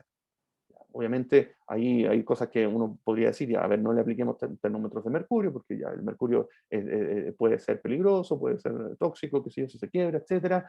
Si es mucha fiebre, tengo que llamar a alguien, ya. Entonces, cosas que tengo que hacer. ¿Qué cosas no tengo que hacer? Ya, no lo tengo que llevar a tal lado, no tengo que, etcétera, etcétera.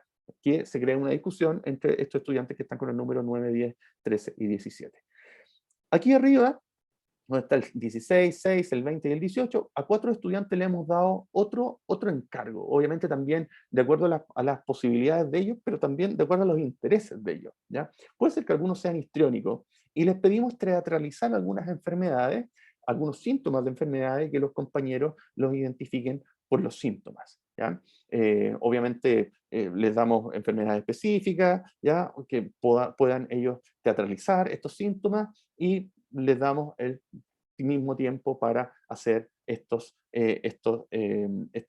grupo, este teatro, ¿cierto?, sobre estos síntomas que le estamos promoviendo, le estamos dando a ellos. Y estos dos estudiantes que están acá, el 19 y el 12, que está choquito, pero debería estar vinculado acá, les pedimos a estos dos estudiantes, quizás podemos tener, el 19 puede ser tu estudiante la más aventajada en temas científicos, y el 12 puede ser quizás el estudiante que más le cuesta en temas científicos, puedes darle como responsabilidad realizar un cuadro sinóptico con la definición de los principales conceptos que aparecen en una bula médica, en una bula de un medicamento, en un prospecto del medicamento. Entonces, les pasa el mismo prospecto, por ejemplo, de un paracetamol a los dos, y le dicen que lean la bula y que hagan un cuadro sinóptico de qué información es la que debería uno leer, qué información te da cierta parte de la bula, qué información podría ser crítica, qué información es menos relevante, qué sale en una bula, etcétera, etcétera. ¿Ya? Y tú aquí en medio no estás aquí mirando, sino que puedes estar trabajando con algún estudiante que necesite algún acompañamiento, alguna mediación un poco más específica, ¿ya? Junto con igual estar trabajando con los otros grupos. En fin, las salas diversificadas tienen que ver con una planificación anterior, con darle espacios y encargos similares, de similar complejidad, o de complejidad distinta, dependiendo de nosotros lo que queramos, y que después en algún momento se pueda hacer una puesta en común de todo y todo lo referido, obviamente, a los trabajos que ellos hacen y que están referidos a un mismo tema. Bueno, y por último, de los instrumentos para evaluar procesos están los proyectos, los aprendizajes basados en proyectos o en servicios, que tiene como proceso conductual uno de los principales es la autoevaluación del propio aprendizaje, como proceso psicológico asociado, la evaluación de la autoevaluación al otro equipo, ¿ya? Pero sabiendo que no todos los proyectos que nosotros podemos presentarle a los chicos son similares, sino que tienen complejidad distinta. Los que están acá abajo son los de menor complejidad, uno podría decir, que pueden tener una alta incertidumbre, pero están más cerca del simulacro, los que están aquí en este óvalo negro. El típico proyecto donde tú le dices al estudiante, a ver, supongamos que, ¿ya? O supongamos que el próximo año ni Dios lo quiera, digamos, hay un brote más mortífero, más, etcétera, que el actual. ¿Ya? ¿Qué harían? ¿Qué haríamos? ¿Qué tendríamos que hacer como colegio frente a esto? ¿Ya? Obviamente hay una alta incertidumbre, pero es un escenario de absoluto simulacro. ¿Ya? De absoluto simulacro. Por el contrario, este proyecto que dice de automejora, puede ser con una gran relevancia personal, pero también bajo la lógica del simulacro. Entonces decir, por ejemplo, obsérvate, ¿ya?, sobre cómo tú te estás cuidando en un lapsus de unos 15 días o en un mes, cómo te estás cuidando respecto a la pandemia. Entonces, obsérvate si estás tomando distanciamiento social, obsérvate cuántas veces te lavas las manos en el día, obsérvate qué tanto estás interactuando en espacios donde podrían ser potencialmente peligrosos, ya anda poniéndolo en una tabla, etc. ¿Ya? La relevancia tiene una relevancia personal absolutamente, y está también bajo la lógica del simulacro y de una baja incertidumbre, o sea, no tiene ninguna incidencia social, si no pudiese hablar desde esa perspectiva. Complejizando un poco más, podríamos hacer esto que está en el óvalo, encargar como tipo de proyecto, esto que está en el óvalo azul, estos proyectos que podrían ser basados en la ayuda, hacer un proyecto de una ayuda a un otro. Por ejemplo, una entonaciopedia, o sea, una enciclopedia sobre cómo se dicen, por ejemplo, ciertas palabras en inglés de diferentes lugares. ¿Ya? Cómo se dice agua en Estados Unidos, cómo se dice agua en Inglaterra, ya el water, no sé qué, o en Australia, o cómo se dice agua en otros lados. Ayudar en la entonación. Hacemos una enciclopedia, puede ser audiovisual, haciendo este compendio. ¿Ya? Obviamente está dentro de una baja incertidumbre, tiene una baja relevancia social, pero está cerca de la realidad. Significa que usted tiene un mayor impacto social, se lo podría decir, porque esto le puede ayudar a alguien. Le podría ayudar a alguien siempre y cuando estuviera interesado. Y los que tienen uno podría decir mayor impacto, son los que tienen alta relevancia social, están cerca de la realidad y una alta incertidumbre, que son los proyectos llamados aprendizaje-servicio, donde tienen, como decía, un impacto social definido. Por ejemplo, aquí uno podría hacer en tiempos de pandemia una guía para los abuelos, una abuguía ya digital, sobre cómo pueden hacer, por ejemplo, para pagar cuentas a través de internet, o si alguno de ellos quiere sacar una hora, para que no necesariamente tenga que ir a sacar una hora al consultorio, o a tomar una hora a un hospital, a una clínica. Hay formas donde se puede hacer, o bien, por ejemplo, para postular al IFE, o esto de los retiros, los 10%. Bueno, también hay mucha gente que tecnológicamente no están, se han quedado un poquito al margen de esto por estas razones.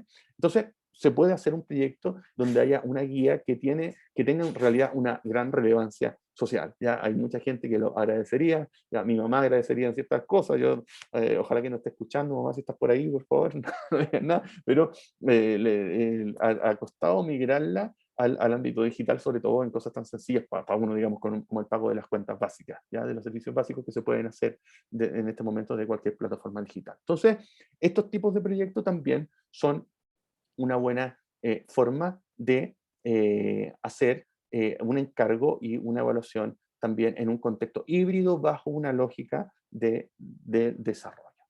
Y por último, algunas palabritas antes de terminar sobre la retroalimentación. ¿Ya?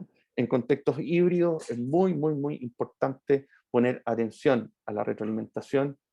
Pasar desde una evaluación centrada en la punición, como ustedes ven en la foto de la izquierda, como ese juez, ¿cierto?, a una evaluación centrada en este coach, este entrenador, que está en la foto que ustedes ven ahí a la derecha. ¿Ya? Nadie, no sé si ustedes alguna vez han practicado algún deporte, pero en algún momento jugué a la pelota y me acuerdo mirar al entrenador y, oye, sube, baja, qué sé yo, y uno hace caso porque sabe que es por el bien de uno, por el bien del equipo, quédate ahí, párate, no, anda con ese, qué sé yo, ¿ya? Esa es la mirada evaluativa que tenemos que migrar. Desde la evaluación para el logro, solamente para lograr cosas, pasar a una evaluación para la mejora, acercándonos a esta figura. Por ejemplo, hay la entrenadora de salto, ahora que estamos con lo olímpico, ¿cierto? La entrenadora de este salto con Caballere, que está modelando en esa niña la posición exacta como debería caer después del rechazo en un trampolín, o como la profesora de ballet que está ahí en la imagen de abajo a la derecha, que está modelando las posiciones básicas de una bailarina, ¿cierto? Las posiciones básicas, que es lo primero que se aprende. Pasar desde la evaluación para el logro hacia la evaluación para la mejora, relevar sobre todo la función pedagógica de la evaluación. Y en ese sentido, recordar que el énfasis principal del decreto 67, que lo esperamos desde tanto tiempo, que estuvo con nosotros esperándonos a la espera desde muchos años, desde que se promulgó la ley 20.370, la Ley General de Educación. Tuvimos que esperar casi 10 años para que el decreto de evaluación se alineara al espíritu de la ley. Entender la evaluación como una parte clave de la enseñanza, que no está al final del proceso, sino que está metido en la mitad de la enseñanza, y que busca apoyar los procesos pedagógicos de aprendizaje, y como función principal la retroalimentación de estos procesos pedagógicos. O sea, la retroalimentación es la clave, chiquillas y chiquillos. Es la clave, y esto tenemos que repetirnoslo y repetiroslo a los demás, de que lo principal al evaluar es retroalimentar lo que los estudiantes están haciendo, sabiendo que el encuadre de toda retroalimentación supone un ambiente de confianza entre el docente y los estudiantes, entre los estudiantes entre sí, porque si nosotros vamos a retroalimentar a un estudiante frente a los otros, tenemos que también ver que el error es parte del aprendizaje, y hay una gestión que nosotros podemos hacer muy bien.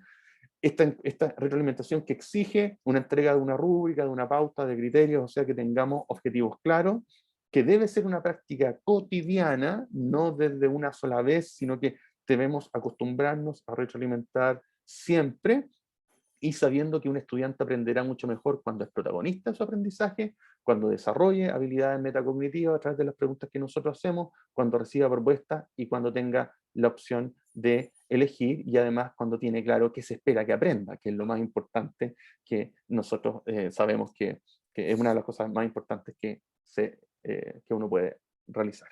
A partir de eso, les quiero hacer una propuesta para retroalimentar formativamente desde una perspectiva híbrida.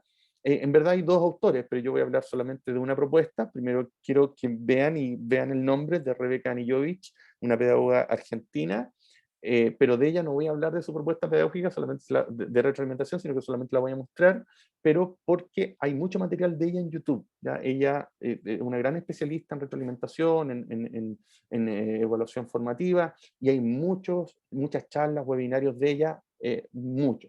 Entonces, eso lo pueden ustedes indagar de manera autónoma. Ahí está el nombre de ella, Rebeca Anijovic, para que lo anoten. ¿Ya? Pero el que nosotros nos vamos a fijar es Daniel Wilson, que él es el director del proyecto Cero de la Facultad de Educación de la Universidad de Harvard, sobre aprender a pensar. ¿Ya? Él ha venido a Chile varias veces, y nos vamos a centrar en el modelo de él, que es muy sencillo, pero solo para que lo vean, esta es la forma de retroalimentación que propone Rebeca Anijovic. ¿Ya? Ofrecer preguntas, describir el trabajo del estudiante, valorar los avances y logros, ofrecer sugerencias y ofrecer andamiaje. ¿Ya? Esto obviamente bajo la perspectiva de que estas 5 etapas, ella dice que se van mezclando entre sí, y que para el caso de un colegio suponen que todos los profesores hagan estas etapas ocupando un lenguaje común. ¿Ya? Pero esto es para que ustedes lo vean, ¿no? Ya así como para que les saque la foto, para que vean el pantallazo. En realidad, lo que les voy a presentar es esta llamada escalera de la retroalimentación de Daniel Wilson, que la propone el año 2018, que dice lo siguiente, muy sencillo, dice, para propiciar una cultura de la valoración de lo que nosotros hacemos, en contextos, sobre todo contexto híbrido, lo importante es retroalimentar, pero no retroalimentar de cualquier forma, sino que aquí hay una propuesta de retroalimentación. 4 pasos. Primero es clarificar, el otro es valorar, el otro es expresar inquietudes, y el otro hacer sugerencias, y vamos haciendo un ejemplo de cada uno, ejemplos súper concretos. Clarificar sería, por ejemplo, decirle al estudiante lo siguiente. Sería como formularle al estudiante preguntas para aclarar alguna idea o algún aspecto que el estudiante haya presentado en su trabajo. O sea, asegurarnos que el estudiante vaya comprendiendo. Preguntas, por ejemplo, ¿qué hiciste para llegar a ese resultado? ¿Cómo lograste eso? A ver, dame el ejemplo de esto. A ver, ¿qué dificultades tuviste, ¿ya?, en esto? ¿Ya? Ese como primer paso, clarificar. Una vez que el estudiante presenta su trabajo, okay, y ese trabajo puede ser presentado a través de un video, una presentación en directo, algo audiovisual, algo escrito, etc. ¿Ya? Primer paso de la retroalimentación, clarificar. Ofrecer estas preguntas, antes de dar cualquier tipo de valoración, ofrecer estas preguntas. Posteriormente, valorar, que es lo que a nosotros menos nos cuesta, porque en verdad nosotros somos buenos para valorar, decir, oye, qué bonito el trabajo que hiciste, ya, pero esta no es cualquier valoración, sino que valorar de manera constructiva, intentando parafrasear algunas cosas que estaban en el trabajo. Por ejemplo, decirle al estudiante, mira, de lo que tú presentaste, me gustó ese gráfico que hiciste, o esa infografía. Ya te quedaron súper claros los tópicos de ese gráfico, porque pusiste los datos ordenados, porque ya. Eso, junto con valorar el trabajo del estudiante, al estudiante le dice, ah, el profesor leyó mi trabajo, ya, lo leyó, lo sabe, lo miró. ¿Ya? Decirle, por ejemplo, me encantó este ejemplo que propusiste porque, etcétera, etcétera, etcétera. Oye, excelente, tiene una actitud abierta a la indagación, fíjate, esto te ayudará en esto. ¿Ya? Me parece, o bien decirle, me parece excelente tu actitud propositiva frente a la crítica constructiva que se te hizo, etcétera, etcétera, etcétera. Entonces, después de clarificar, valorar. Después, en el paso 3, expresar inquietudes respecto al trabajo. Decirle, por ejemplo, o sea, parafrasear algunos aspectos que tú consideras que están no logrados en el trabajo de tu estudiante para reorientar los posibles errores. Decirle, por ejemplo, tal vez ya pensaste sobre este punto, que hiciste ahí, pero a ver, ¿qué pasaría si ocurriera esto? O en tu trabajo propusiste esto, pero me pregunto, ¿qué pasaría si le agregara este otro elemento? ¿Qué pasaría con tu trabajo? O bien decir, ¿qué harías diferente si tuvieras que hacer la misma tarea? Si lo tuvieras que rehacer, ¿qué cosa harías distinto? Es una pregunta clásica que uno hace, una pregunta muy buena. O bien, ¿qué podrías mejorar de esto? Ya que la pregunta más sencilla, pero expresar estas inquietudes, ¿ya? Expresarlas, ¿ya? Y hacer que el estudiante reflexione en torno a su error, ¿ya? hay una frase que es súper buena, que decirle al estudiante, ¿sabes qué? Me gustó este error que tuviste. O sea, yo creo que es lo mejor que uno se puede encontrar, cuando uno encuentra esos errores de los estudiantes porque son perfectos. Y no sé si a usted le ha tocado felicitar a los estudiantes por los errores. Oye, te felicito por ese error porque es espectacular ese error. O sea, es un error, pero es tan fino y es tan espectacular que en realidad es genial, fantástico. O sea, el error dentro de esto es crucial. Y sobre todo en esta etapa de expresar la inquietud frente a los errores que el estudiante siempre va a tener en su trabajo. Y por último, hacer sugerencias dentro de una perspectiva formativa. Por ejemplo, para la próxima entrega necesito que pienses en esto. O bien, tu trabajo ha mostrado grandes avances y para seguir en este camino, aquí va una recomendación. Mira, te recomiendo hacer esto, esto. O bien, deseo que mejoren más la siguiente idea. ¿Ya? O bien, te pido agregar información que refuerce el siguiente punto. Y este punto en específico te lo doy. ¿Ya? Lo peor que podemos hacer es retroalimentar de manera general, así como muy buen trabajo, excelente todo, ¿ya? Lo mejor es, ojalá, hacer esta retroalimentación, ¿ya?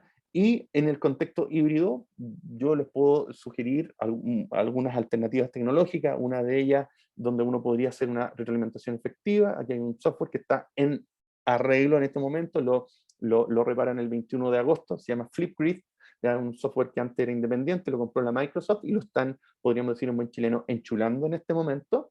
Y es muy sencillo, tú das el encargo, ¿ya? Tú das un encargo que los estudiantes pueden subir a través de un video que ellos pueden grabar o bien directamente desde su celular y tú le retroalimentas directamente, habiendo visto su video, tú les retroalimentas con tu celular o con tu computador directamente a tu estudiante.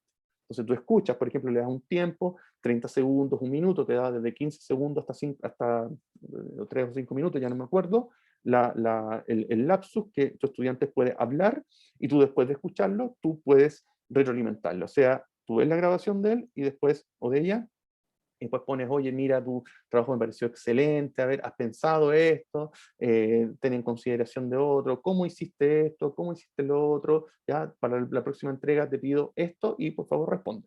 ¿Ya? Entonces les pide, el estudiante puede darte una vuelta agradecer o responder a tu retroalimentación que tú hiciste, ¿ya? A la retroalimentación que existe. Existen varios de estas apps, una de ellas es Flipgrid, e insisto, en este momento está casi, pero el 21 de agosto está la nueva versión incluso en español, ¿ya? Bien, y para terminar, o bien hacerse siempre estas preguntas, que independiente de las acciones, de las actividades que nosotros hagamos con nuestros estudiantes, que ellos se vayan preguntando siempre en el contexto que sea, en presencial, no presencial, en trabajo en equipo, híbrido, etcétera, que se hagan estas 4 preguntas. ¿Qué estoy aprendiendo? ¿Cómo sabré que lo estoy haciendo bien? ¿Cuál es mi próximo paso en mi proceso de aprendizaje? ¿Y cómo comunicaría lo que aprendí a los demás? Yo diría que de esas 4 preguntas, la cuarta es la más importante, porque supone también que los estudiantes hagan un proceso para ellos pensar cómo comunicarían esto a las demás personas. Y bueno, pueden esto ser preguntas que se complementen con la escalera de retroalimentación de Daniel Wilson que les acabo de mostrar. Bien, creo que hasta ahí es donde podríamos hablar muchas más cosas, pero quiero proponer algunos minutos, si alguien tiene algún comentario, y a esta altura comentario nomás.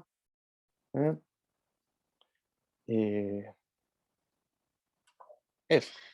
Cristian, si me permites, esperamos de todas formas poder recibir cualquier tipo de retroalimentación, pero comentarles también que nosotros desde la carrera estas instancias no son presunciosas, la lógica es desde el respeto que todos hemos tenido al menos un año de ejercicio profesional en estas condiciones. Por eso para Cristian era importante hacer un recorrido quizás desde lo lógico, desde lo tecnológico, desde aquello que hoy día parecería súper indiscutible, ¿verdad? Pero bajando hacia una mirada de más allá de los elementos técnicos, los elementos metodológicos y didácticos. Por eso es que también tuvo una especie de recorrido desde el per se, lo que sí o sí tenemos que considerar, y los elementos que podemos empezar a sumar y considerar en nuestras apuestas pedagógicas más allá de la condición. El tema de la retroalimentación no es una plusvalía de nuestro ejercicio, no es algo que se agradezca, es algo absolutamente necesario. Y así como hemos tenido objetivos priorizados, no podemos tener algunas estrategias priorizadas. Las estrategias tenemos que probablemente acomodarlas, tenemos que probablemente adecuarlas, pero tenemos que intentar abultarlas siempre. Y desde esa lógica, Cristian también quiso hacer este recorrido desde lo más evidente a lo que sí o sí es preciso involucrar, ya sea por Zoom, por Meet, con micrófono me quedó muy claro, con la luz, etcétera, etcétera, etcétera. Hay algunas consultas, el material se comparte, y solamente les vamos a pedir que por favor, siempre en el ánimo de la mejora, y de verdad que es así como cuando uno va a un lugar y le dicen es importante su opinión, de verdad que es muy importante porque cada uno de estos webinarios o talleres o consultas son a propósito de lo que ustedes han planteado previamente. Entonces les vamos a pedir que por favor nos ayuden con un formulario muy cortito, muy breve, no van a tardar más de 2 minutos. Y por supuesto, los comentarios, las conclusiones, las aprensiones también, las preocupaciones, que quizás hoy día ustedes nos pueden contar mucho más de algunas cosas se resolvieron gracias a sus propias intervenciones.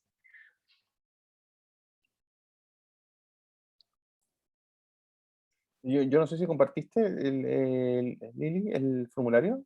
No, primero Ah, ya. discutamos. No, Sí, porque sí. se puede compartir por mientras, porque como para ser respetuosos con el tiempo, Si gustas. ¿sí? Bueno, y decir mientras que se comparte esto de que lo, lo- hay un dicho y no me lo sé muy bien, pero si dice, si alguna labor de un profesor puede ser reemplazada por una tecnología, entonces el profesor se merece ser reemplazado por la tecnología, ¿ya? Hay cosas nuestras que no son reemplazables por lo tecnológico. Lo tecnológico siempre es el pretexto, siempre. Nada va a ser tan... lo tecnológico no nos asegura, ninguna condición así tecnológica nos asegura el conseguir los objetivos de aprendizaje, sino que siempre tiene que haber una labor curricular y una labor evaluativa de por medio. Alguien había abierto el micrófono, parece. Hola, ¿qué tal? Hola, hola.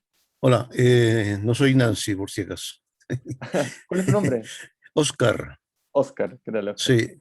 Bueno, en primer lugar, o casi solamente, quiero agradecerte tu charla, creo que ha sido muy aportadora y coincide justo con la oportunidad en que estamos nosotros ya ingresando a las clases híbridas, un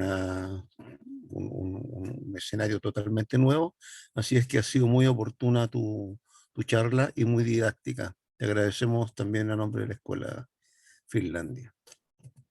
Gracias, Oscar. Grande aliado de la Escuela Finlandia.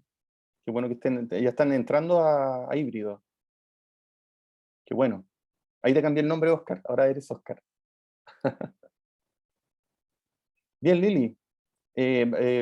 Parece que esta grabación sí va a quedar para su consulta posterior. Y el Francisco dice, en el caso de él, le ha funcionado súper bien trabajar en base a proyectos, las experiencias que han vivido los cursos han sido muy particulares y han ayudado mucho a trabajar mucha habilidad de contenido. Muchas gracias por todo, sí, gracias a ti, Francisco. Recordar de que a pesar de que los proyectos son interesantes, siempre tienen que estar asociados a nuestros objetivos de aprendizaje. ¿Ya? El objetivo de aprendizaje es el que manda. Ahí nosotros podemos negociar las evidencias, ¿ya? Lo que señalábamos ahí en la PPT, pero los objetivos de aprendizaje son los que tienen que mandar. Si no, nos encontramos con muy lindos proyectos y después al final de los proyectos nos encontramos con la sensación de que los estudiantes no aprendieron lo que nosotros teníamos que enseñarles, sino que hicieron otras cosas.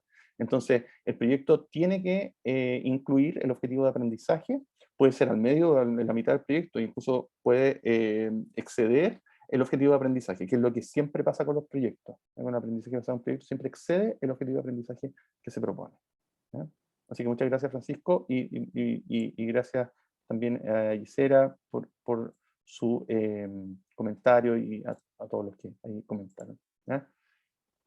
Querida Lili, yo creo que...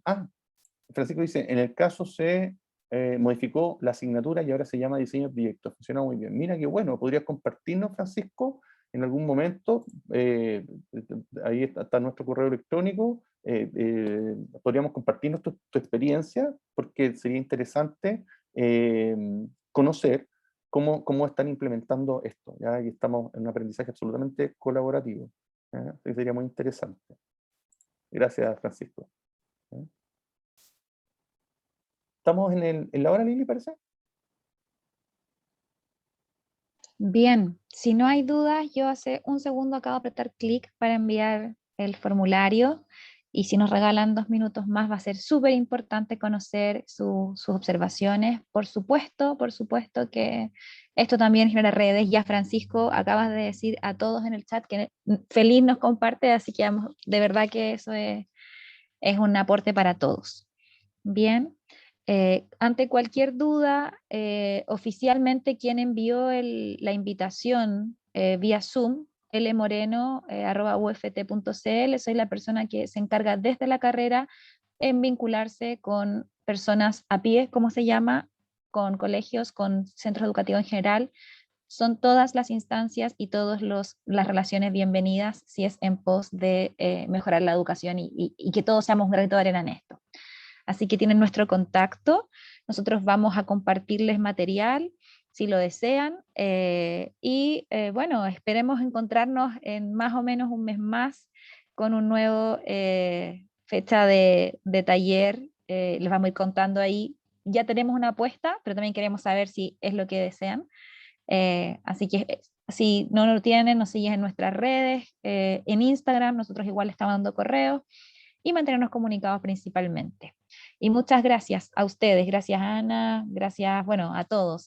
Estoy ahí nombrando solamente a quien está en el chat, nada más. Muy amable, y que tengan una excelente tarde.